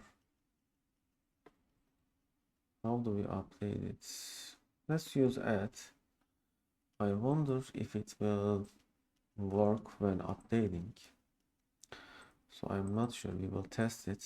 Okay, let's call add and let's save it.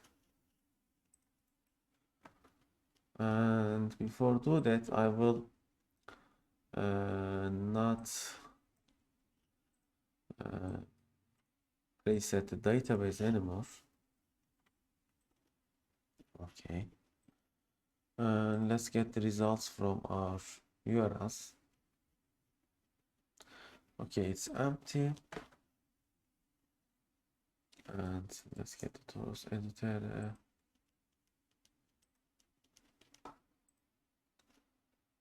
All right, and so let's do initial crawling, and let's continue.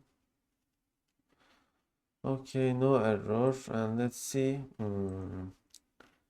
We have some mistake somewhere. It didn't work.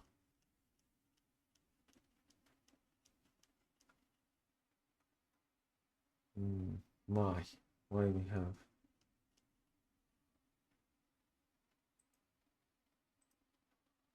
Let's try again. Oh, I know the reason, because we didn't call this. So where we are going to call this is, we will call it after the crawl page is called. So you see, this is returning results, crawling result. However, we can remove this, we can make this void, and here we can call the save. Okay, and so we won't be returning, but we will be just saving. And here we can make a check. For now, I will make if bl equal to false, I will just do return. Okay. So we are currently constructing base of our crawler. Okay. We are not doing the extra things right now. And let's do initial crawling. Okay, let's continue. Okay, no errors. Okay, it is saved. So let's see. Compression percent 100. Page title, fetch ms time, link depth, discover date, last crawling date. Okay, we have some errors, obviously. So let's run it again. Okay, you see it says an error occurred after the exception for details. What is the exception? Primary key. So it doesn't update. Entity framework.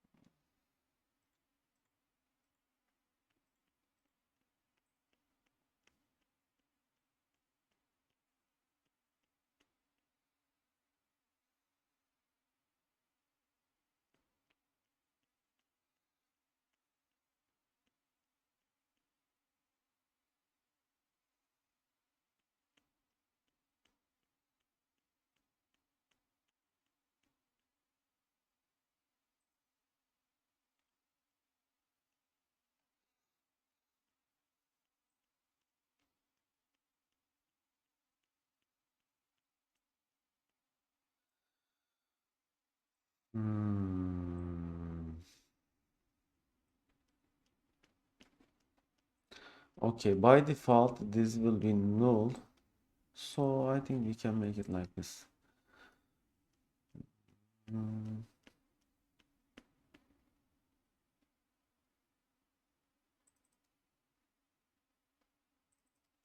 Where is this entity coming? We have student. Yeah, we have the entity. Okay, I see, like this. Students, and we have URL hash, and we will tell if it is equal to null. Entity state. Okay, there is no entity state here, so we add entity.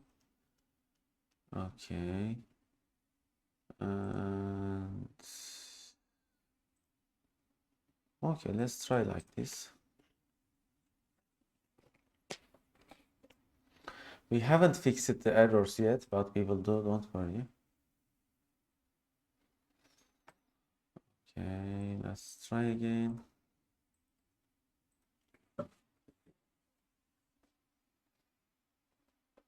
Okay, working. Okay. Discover date. It is not updated, obviously. Let's try again. It is not updating or doing anything.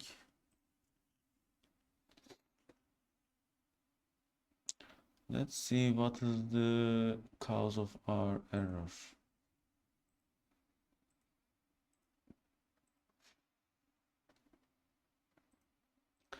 Okay, discover date. Why our discover date is like this? We didn't set the discover date. Yeah, we didn't set it.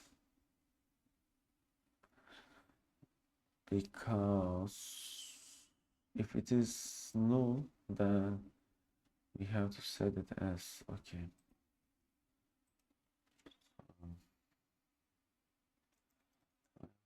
Discover date. When I design like this, I am also considering saved URLs in our database and considering as we continue. Okay, so the discover date will be like this. Okay, I will provide it here. Okay, and yeah, it looks fine. So here I will provide date time now. Okay, let's see now how it looks. So the discover date, we still have last crawling date error. Why? Why is that? Okay, it takes this as last crawling date. Interesting. This is really interesting. Last crawling date. Okay, let's see.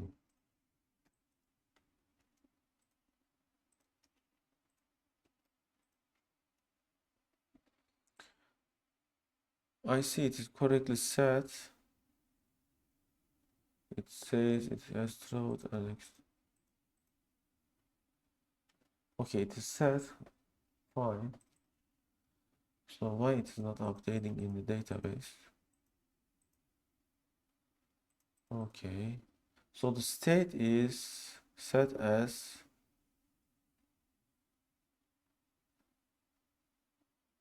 okay, it is not null, therefore the state should be modified. Why I can see the state of the entry. Anyway, let's continue and save. Okay, maybe we can see. Okay, you see it has executed update like this. So it has updated every value, I believe. Let's see. Let's copy this into a text file. So this is the source code. And let's see other parameters. Okay, Toros University. There is hash. Okay, URL and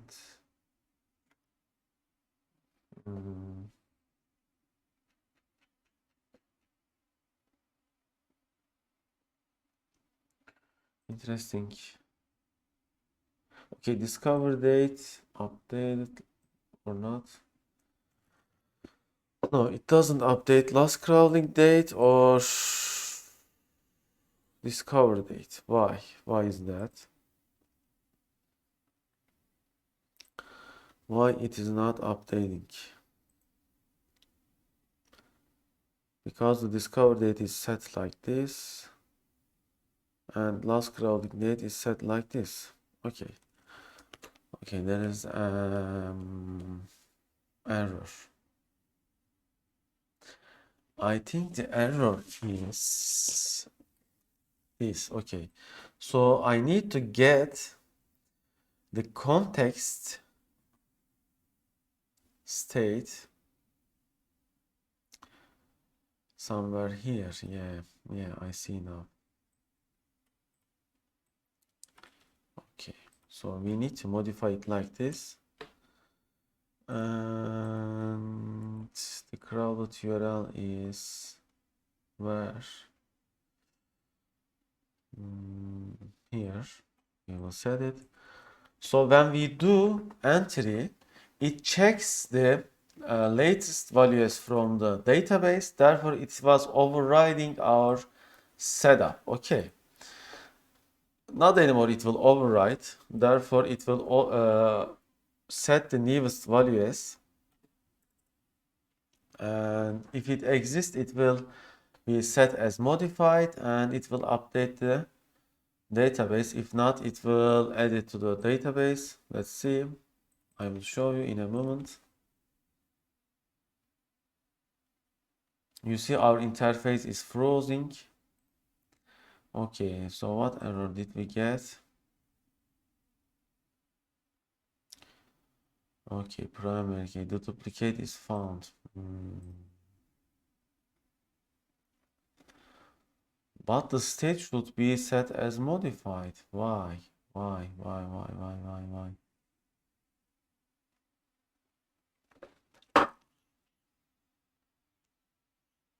Oh, I know the reason. Because we have to set the crowded URL before we check it. I mean, to be able to get it, it needs to have its hash. Okay. So, where do we set the URL hash, which is our primary key? We set it, I think, here. So this has to be here so that the algorithm can determine whether it exists or not. Okay, now it should work.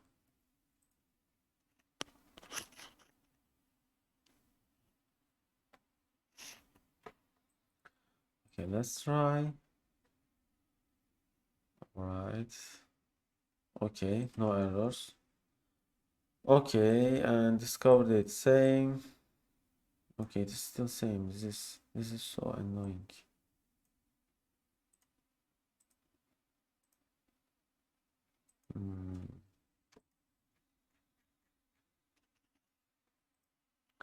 It updates, but it doesn't update this discover date and other values. Why?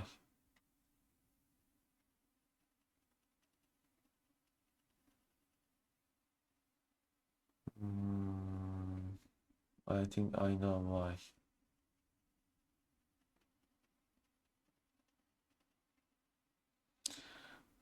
This returns DB context entry.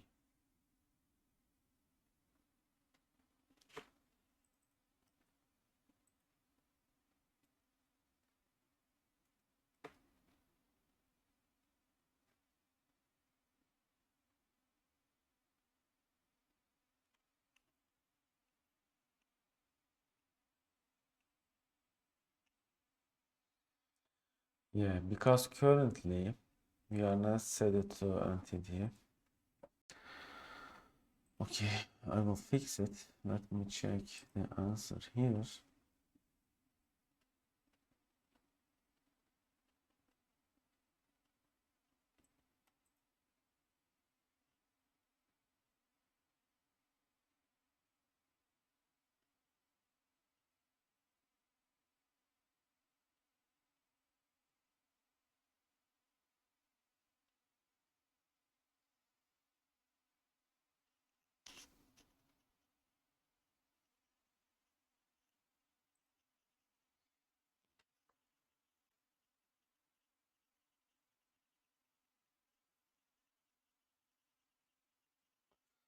Okay, after I set this, I think I have to overwrite the crowdlet URL as something like this, perhaps.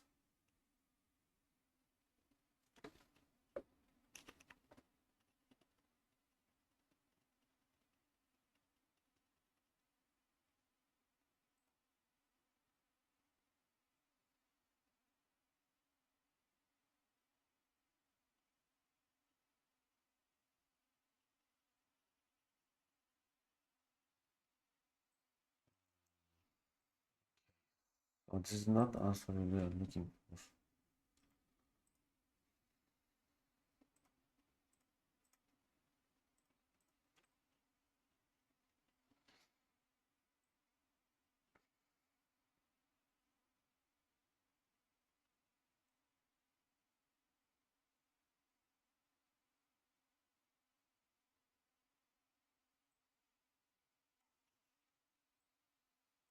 Hmm.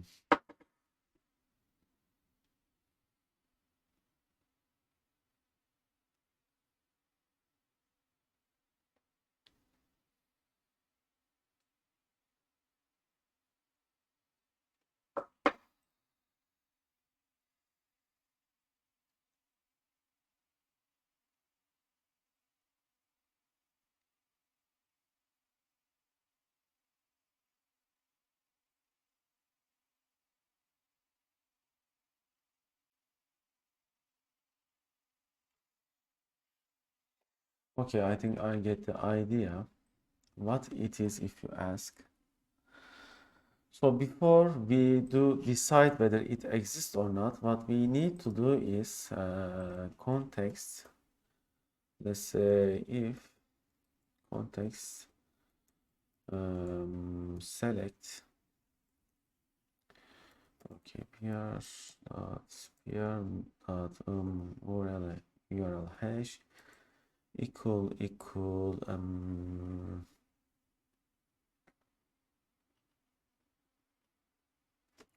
this will be var, by the way, var crowdlet URL hash select one, or let's say if this is not equal, or let's say if it is equal to null. I think it should work. Yes, we will call context dot say changes, but before do that, okay, we will do at this. Let's remove it, and else context dot here we will attach, and after we attach the entity,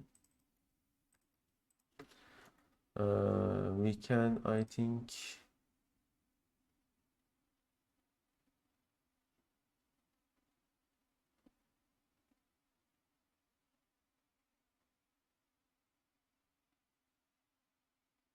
okay, let's try like this. So if it is in database with this check, by the way, this will check with its primary key, therefore it will be super fast. We will insert it. If not, we will just update it with the attach. Okay, let's see if it is working. Okay. Okay, still not updated. Why? Let's try it.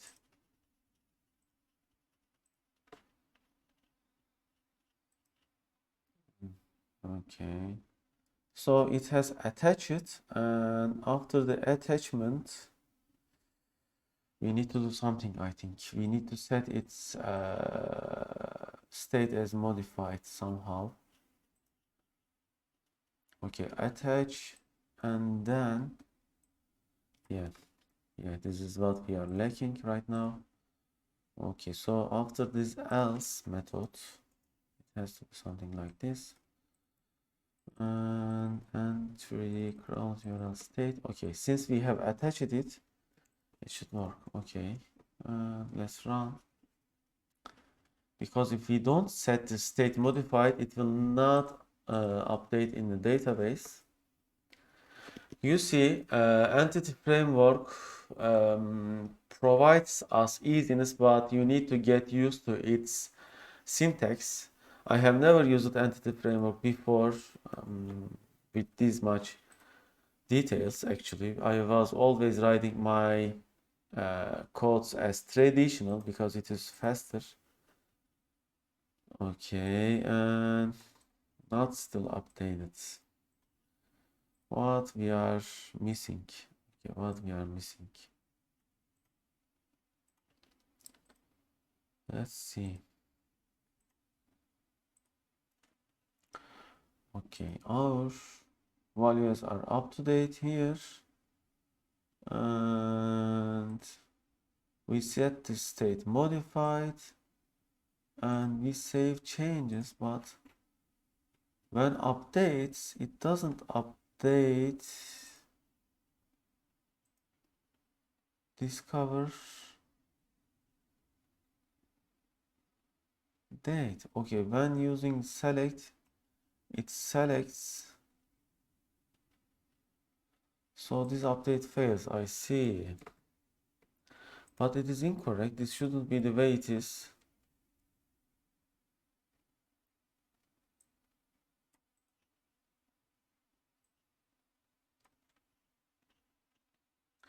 Okay, set URL, parent URL hash source code page title, where URL hash equal to this one. Okay, let's just try this. This. Okay. It updates URL, parent URL hash, source code, and page title. And why other things are not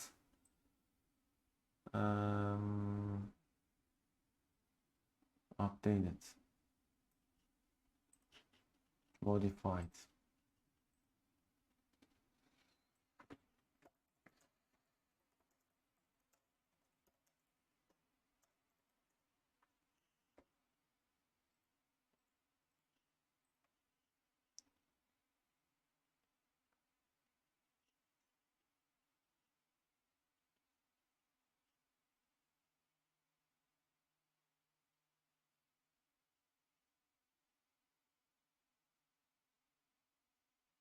Okay, you see there is also save changed. This is maybe we are missing the key point here.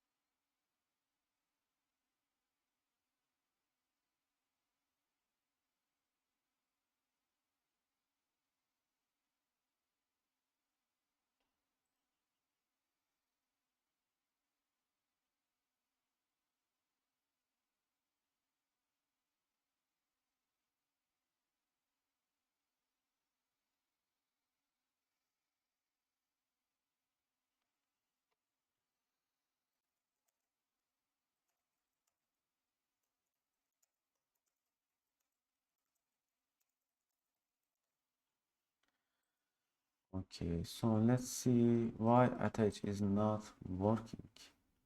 Someone else is. Okay, what about changing object state?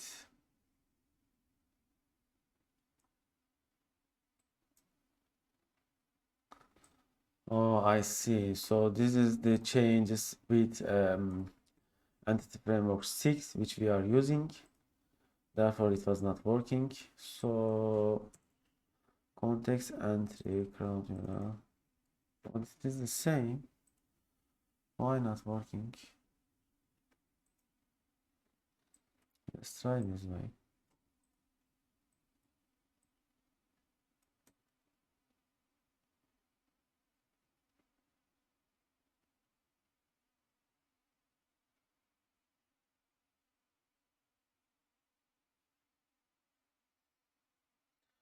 Okay, we have attached it.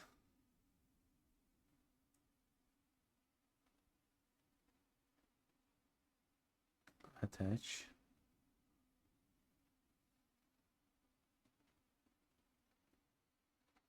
Oh, I think we can also make it like this. Okay, we don't need this. We don't even need this. What we need it simply this. After we set the URL hash, we can directly edit or we can directly attach it. Okay, so when we modify its state, it should be then updated. Let's see if my argument will work or not.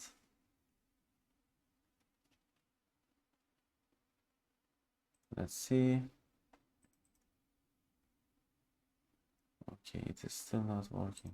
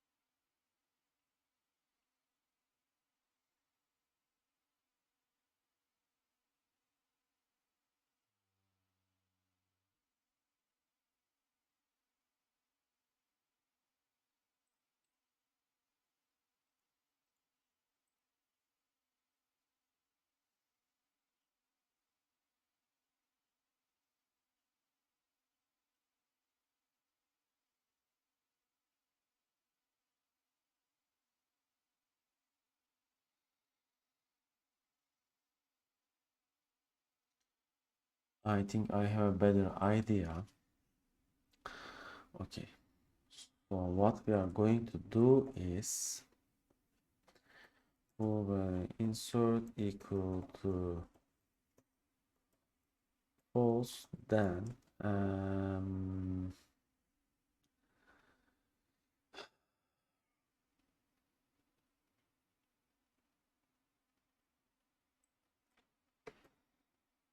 if it is equal to null,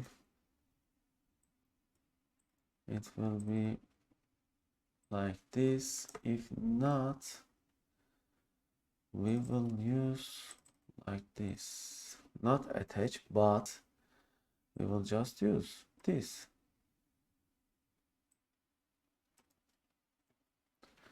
Okay, let's try like this and see what happens.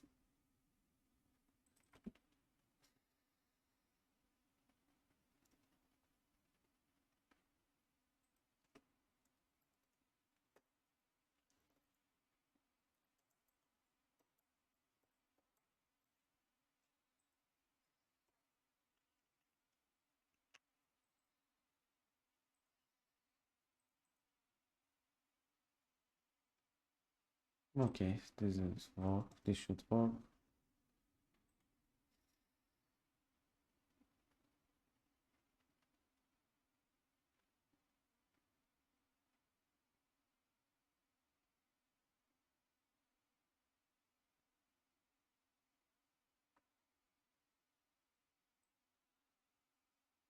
Okay, single or default. URL hash equal to curl URL hash. Okay, let's run the application to see whether our logic will work or not.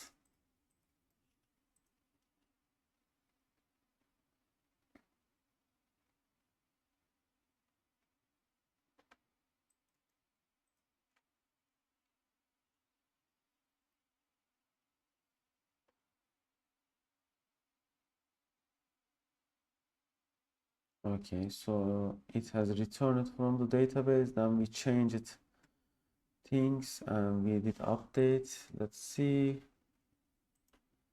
Okay, I'm doing update, but it is not updating. This is So we why it is not updating? Because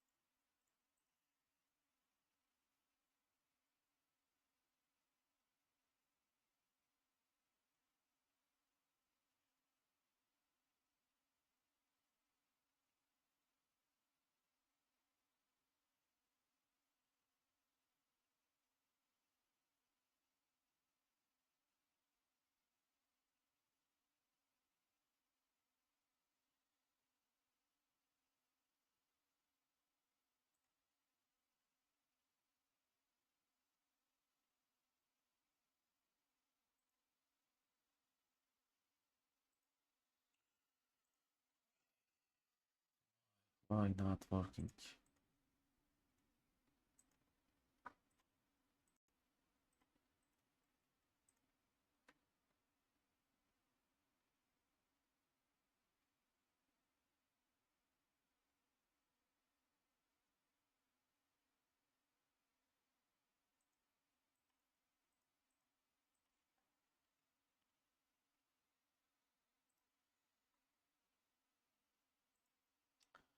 Okay, these are the values that has been taken from the database. Then we set them to new values. Okay, we can see it. Yes, they are set to new values, and when we do context save changes, it is not working. This is why. Why not working?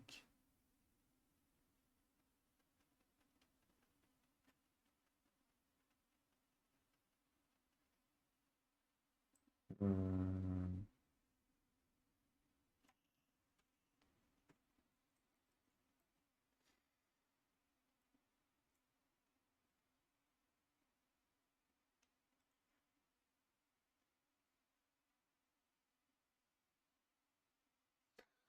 Okay, you can use add or update which requires system data entity migrations. Okay. So actually this is what we need and we have been searching for it all the time. So, okay, what I'm going to do is I will just simply remove this and I will go to our NuGet packages and browse entity migrations. I think it is another extension. Well, let's try, maybe it will just work. Okay, context and TBL means add or update.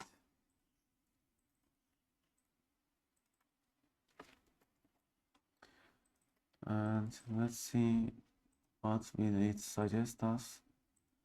Migrations, save context changes. Okay, if it is this much easy, that means we have spent a lot of time to until figure it out. What is about being a software engineer. Sometimes you spend so much time for so easy things. Still not working. Why?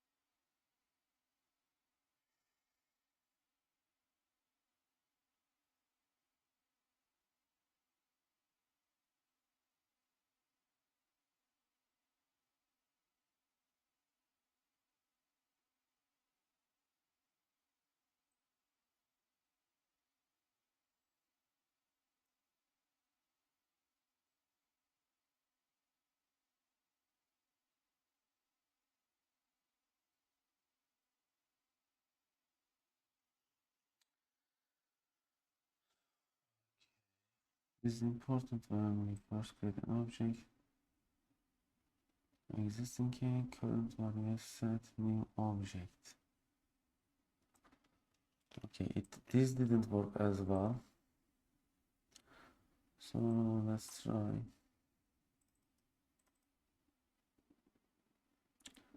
Okay, so this will be new object and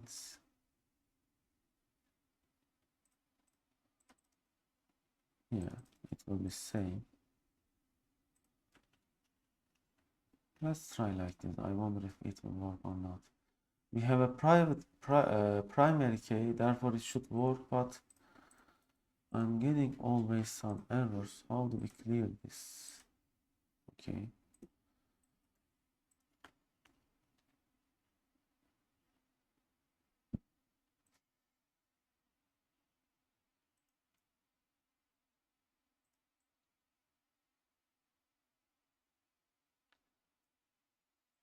Testing still not working. Whatever we do, still not working.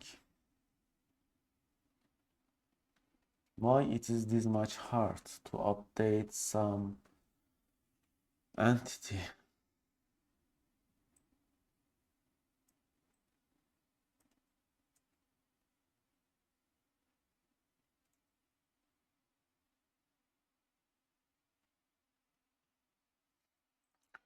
We are basically trying every solution.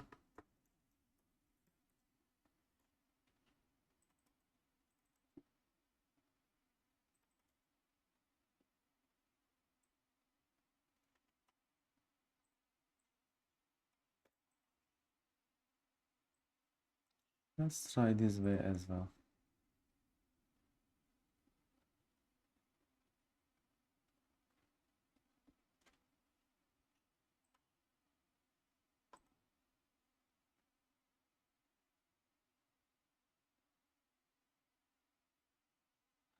We have done this, but it is not working. Why?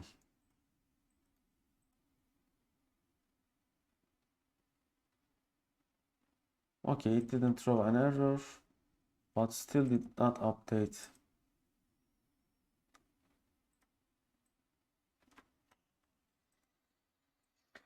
Oh, this is something.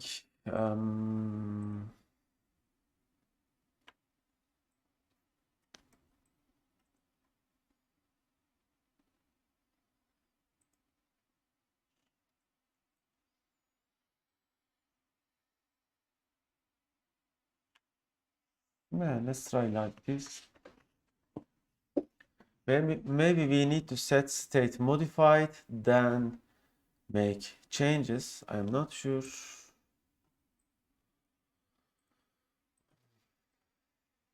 But maybe it will work.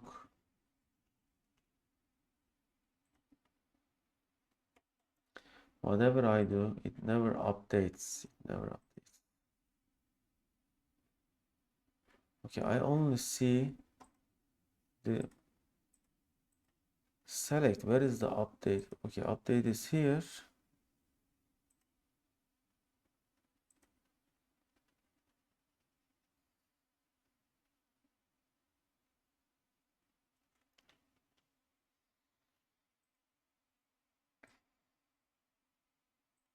We set this as primary key?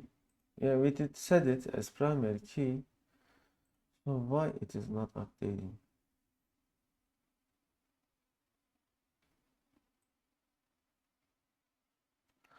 Maybe we need to attach first, then we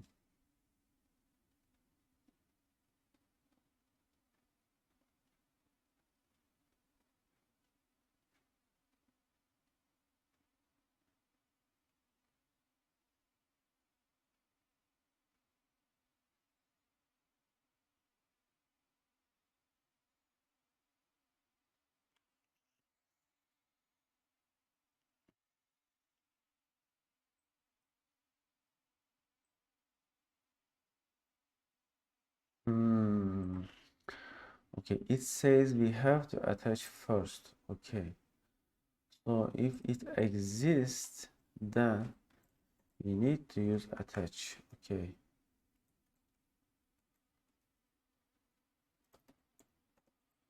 Attach the entity like this, then make changes, and then save context. Okay, I see. So after the attachment, we make changes, and then it will track those changes and update it. Let's see. I hope it will work this time. This makes sense. Please work. Still not working. We did attachment, but still not working. Why?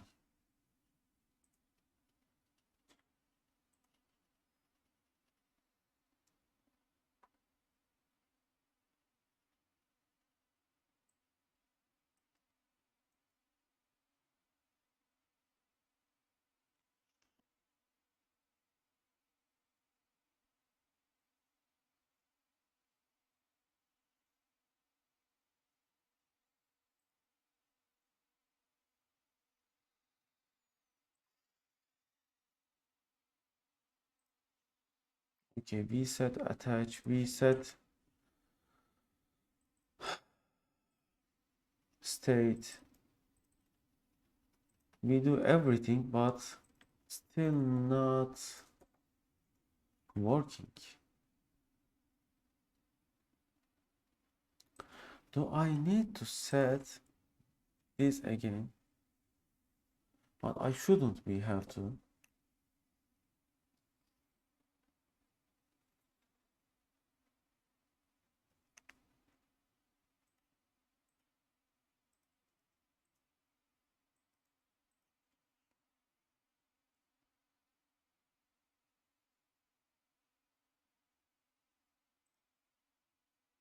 Okay, I will take a pause to figure this out.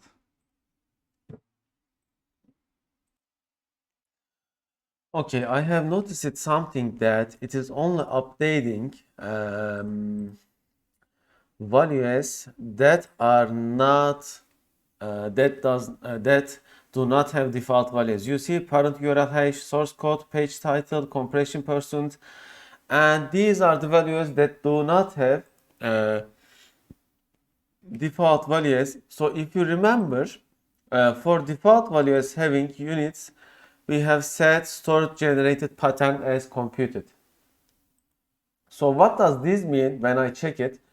You see, computed means a new value is generated on insert and update. Identity, a new value is generated on insert but not changed on update. No auto generated value is generated. Okay. So, what does this mean? This means that when we set identity or computed, we have a problem. Okay. All right. So what we need to do is we need to set our default values ourselves. Therefore, I will set these as, let's try first with identity, and let's see if it works as we expect, and if still not working, we will set them manually. So this was the cause why it was not updating all this time. Okay. Okay, I am setting everything to identity. Let's try with identity, and if still fails, I will try with none, and we will set default values ourselves on the class generation. However, when we update it would overwrite them, therefore we need to set default values programmatically, I think, yeah.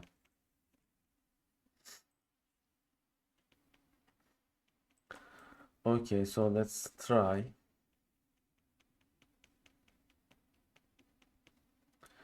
Okay, let's remove it. Modifying column with identity pattern is not supported. Okay.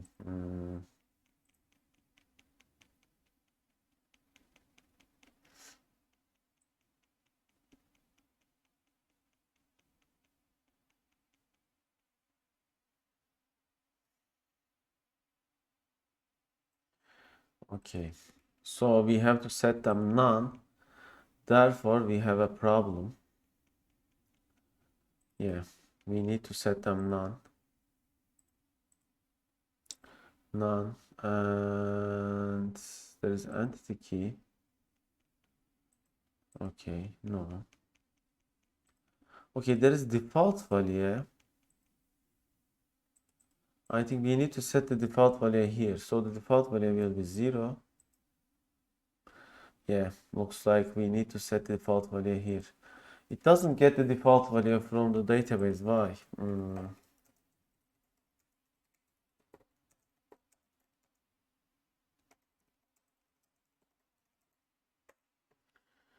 Okay, when generating ADMX.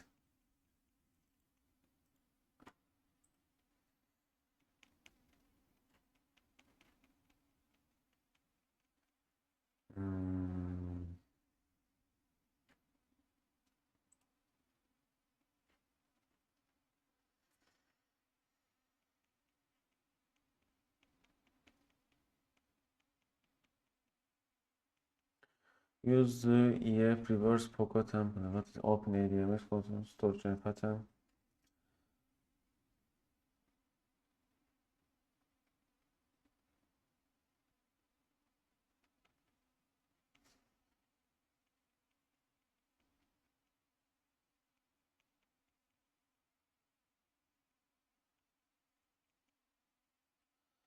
Okay, none of them work, so we have to, I think, manual set default values.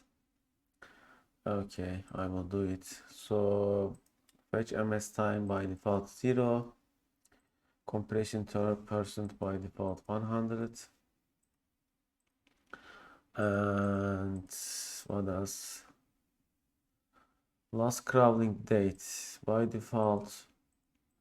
We need to set a date time, but how can we do it? I don't know.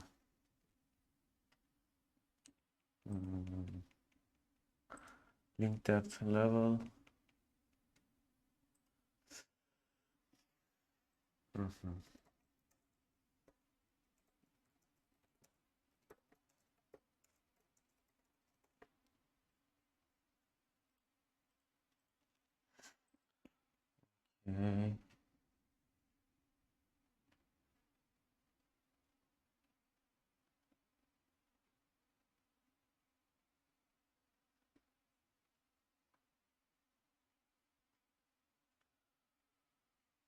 Okay. Looks like I will set value as myself, perhaps.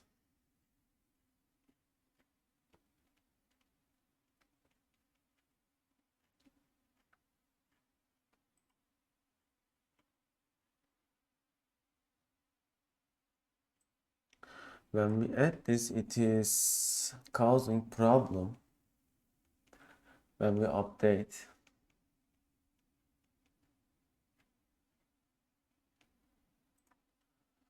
So store generate pattern.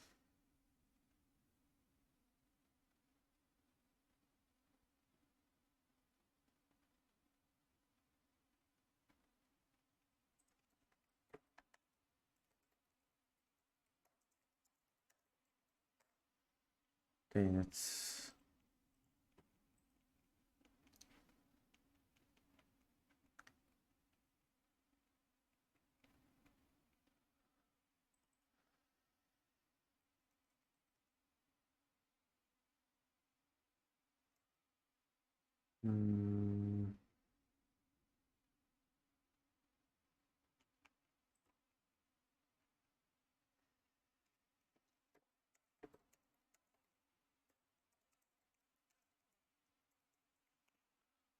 For and framework default value. How do we do that?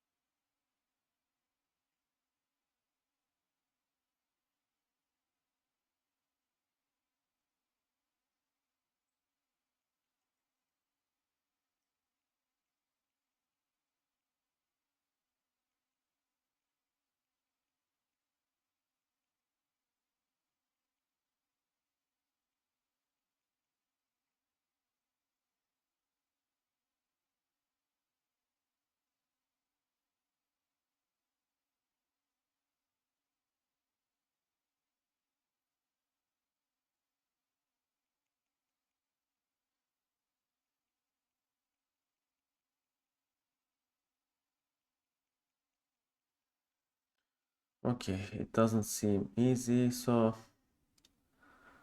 we will set. We can make something like this, but when we update it, I think it will get broken. So you see, we can set default date here. However, when we update, let's try it. Okay, when I save it, let's see how does it change the class. Because when we update from the database, it will be overridden and our manual change will be gone. Therefore, we have to set its property from here.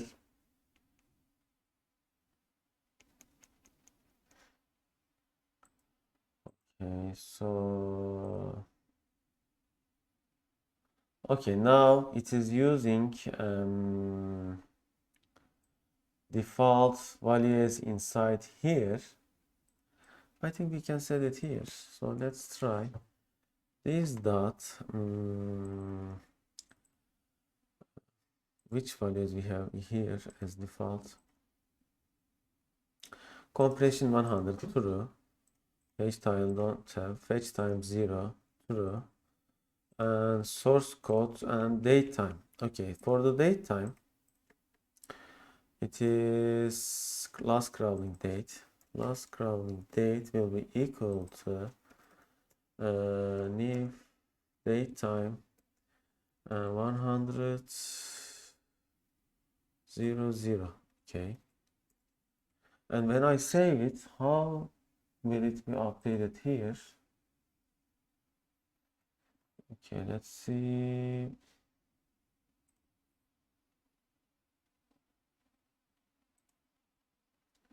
Okay, it is not updated here.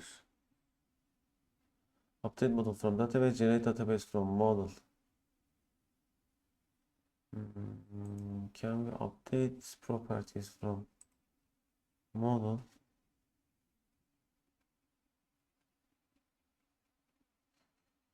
Move properties. Validate. Let's see the validate. Okay, there is no default value property.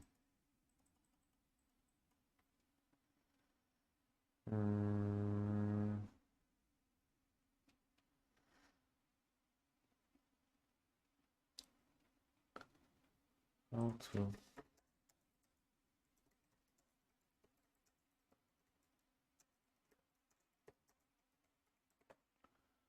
Okay.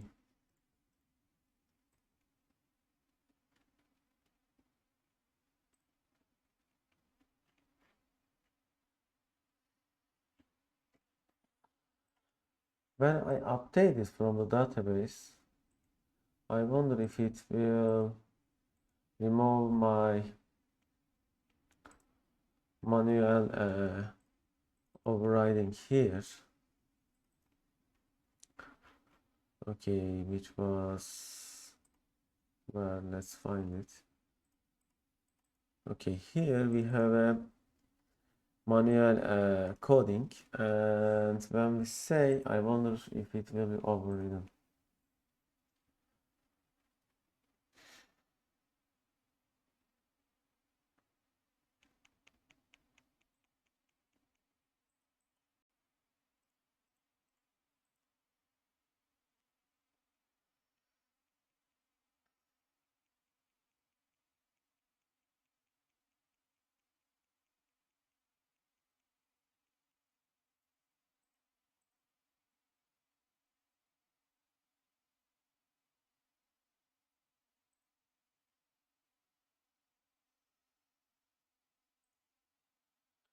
And when we check, yes, it is gone. You see, it is gone, and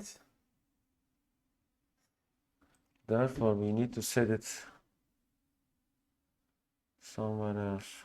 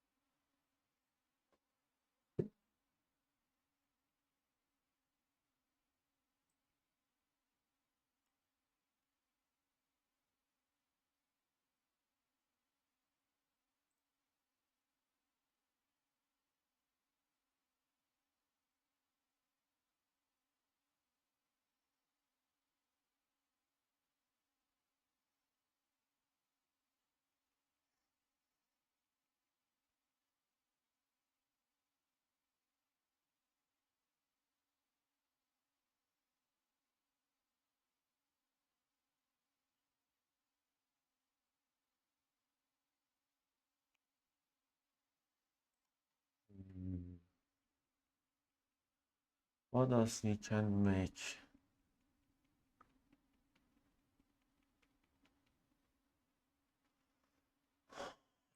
EDMX. EDMX defaults 1 year date time.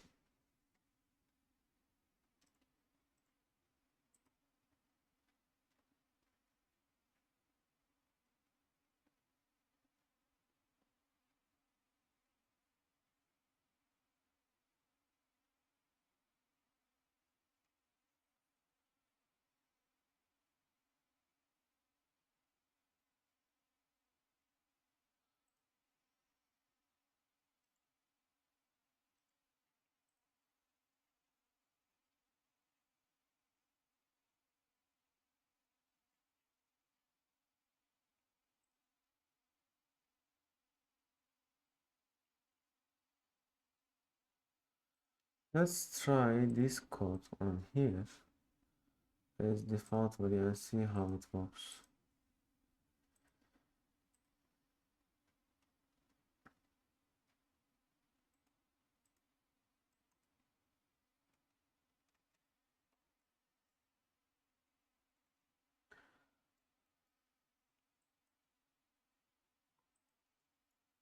Okay, looks like we won't set default value for date time because I couldn't find it at the moment. So let's remove the default value from date times.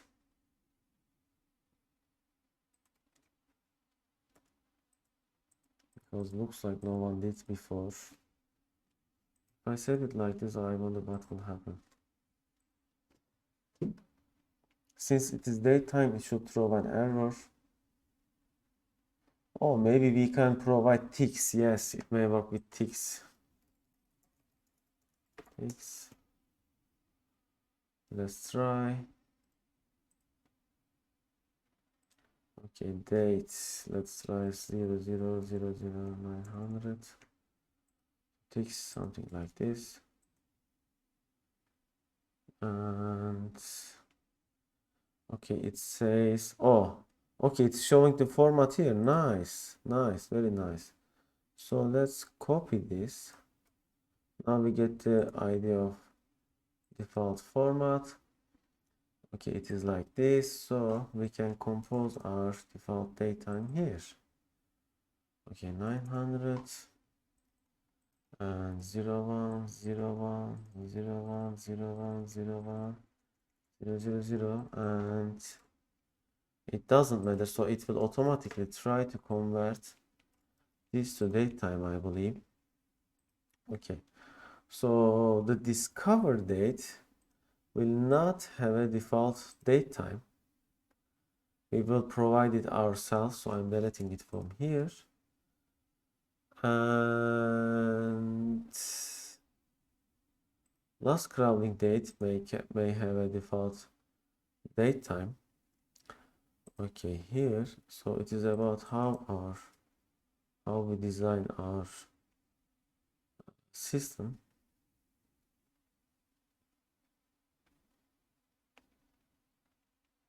Okay, I have clicked it, save.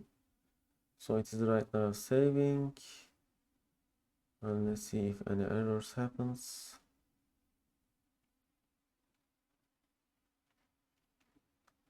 It says save it, though I'm not sure.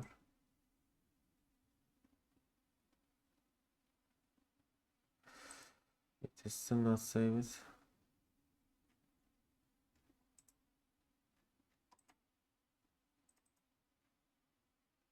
Okay, default value. Year, month, day, hour, minutes, seconds. Okay, we have used it exactly as you wish it. So what is the error? Still there is error, it shows. Maybe we won't provide this literal. Okay, and then we will say save. Let's see.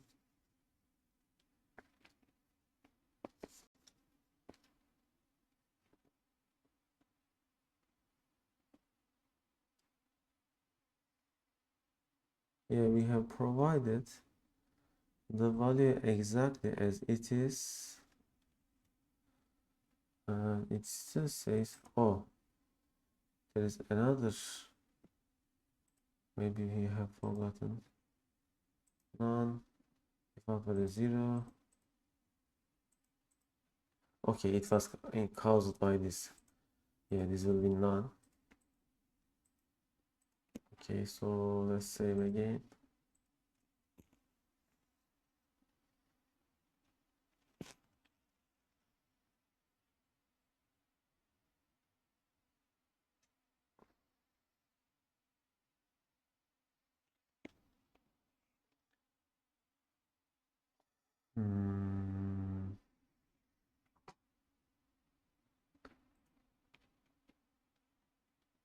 Okay, it should be none. How it is reading? Oh, I see. I have to put brackets like this.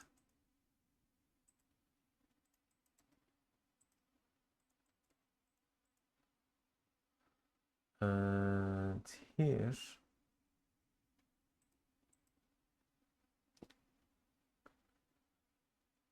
it is expecting the value to be like this. Let's try. Let's save it.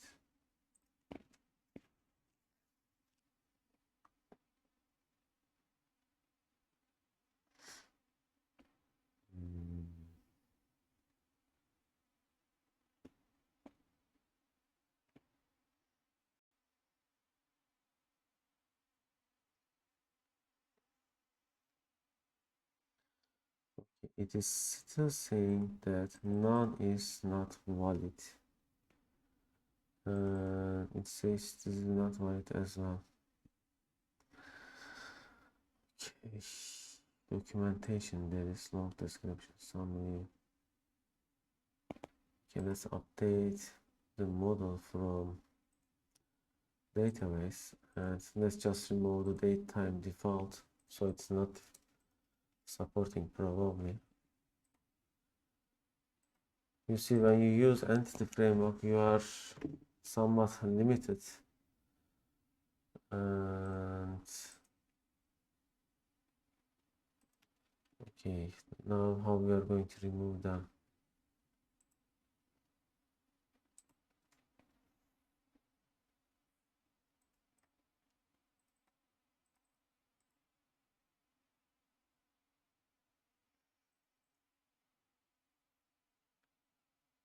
Okay, it is set as none, but now we can set this to okay, I found it.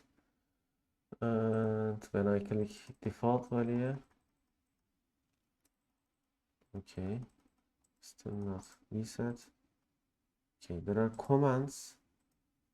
What are these? In description, interesting.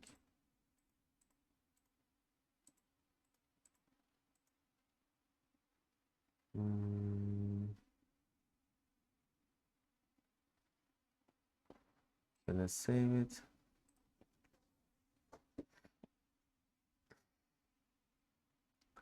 So we will set our default value in our code and it will work. So for the date times, we will set the default value ourselves.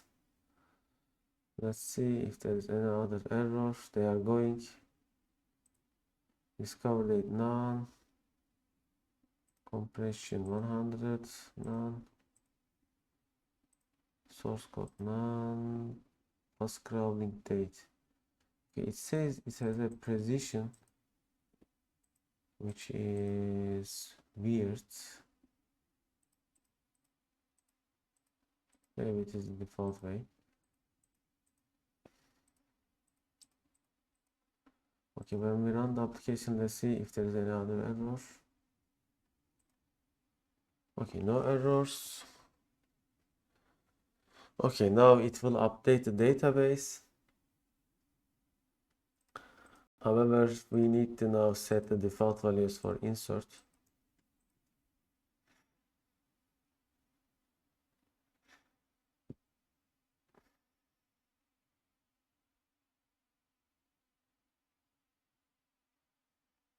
Okay, modifying column with identity pattern is not for discover date. Okay, so we still didn't remove the, I think, identity here, somewhere here.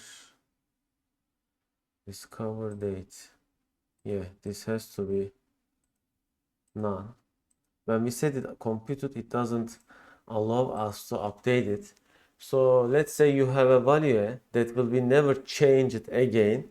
You can set it as computed. Or if it will be set as identity, you can set it as identity. However, if you want it to be changeable after it is generated, you have to set it like this. And on our class crawling result, we will set discover date. Okay, we have set it. Okay, now it should work. All right, finally it will work. It took so much for us to figure out the reason why it was not working. We have tried so many methods and all of them should have been working, but they didn't work because of an easy mistake. Okay, last crawling date, we still didn't, looks like, fix it. Yeah, this will be none. Okay, let's save it.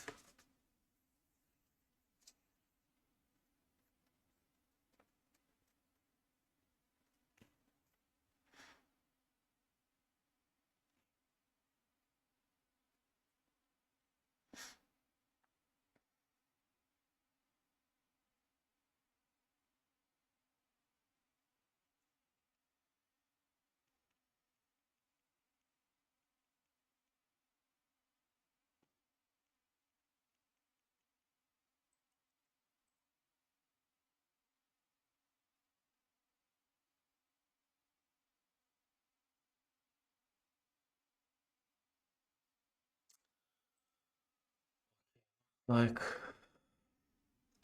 we need to check each of them. None, none. Okay, none, none. Okay, none. Okay, none. Fetch time on.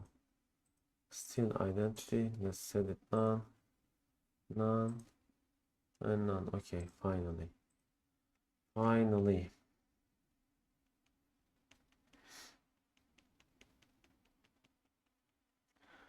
Okay, looks like using Entity Framework has some serious drawbacks at first, of course, but it may be useful after you are used of it, you get used to it and you become expert of it.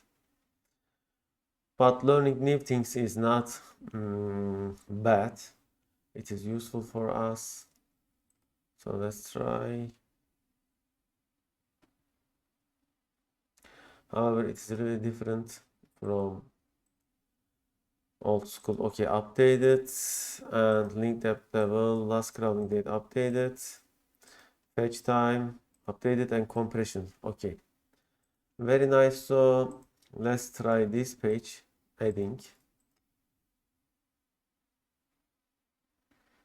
Okay, now it says it can't be null. Okay, I know why, because we did something incorrect in here.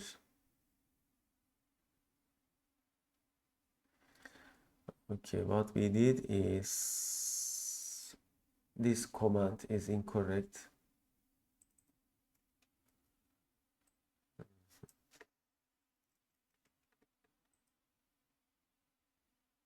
Yeah, now one moment.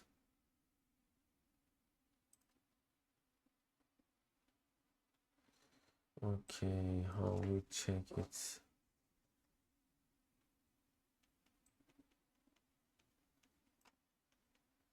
Yeah, let's make it like this.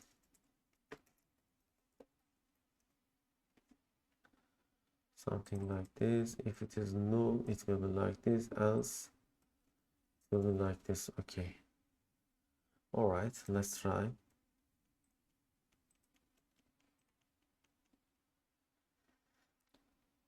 So it will check based on URL hash, and it will return the first default as first or default. By default, it is probably null. Okay, let's try.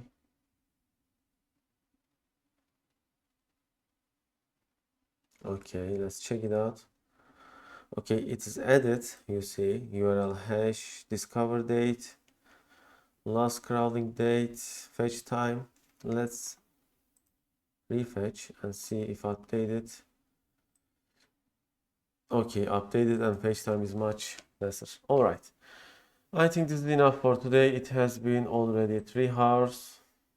Hopefully next week we will continue. Okay, I didn't take notes of what we have done in this lecture. I will take it later. So you have also seen the SQL provider. So I will leave it open to remember it. Okay, let me upload the source codes.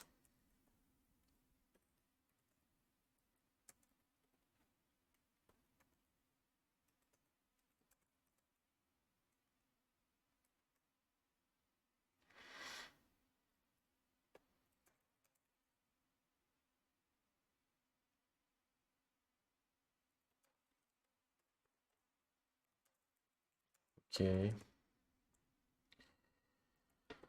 Lecture 13 and git push origin master. Okay, it has so many framework libraries. So many libraries, I think. Okay, end of lecture. Hopefully see you next week.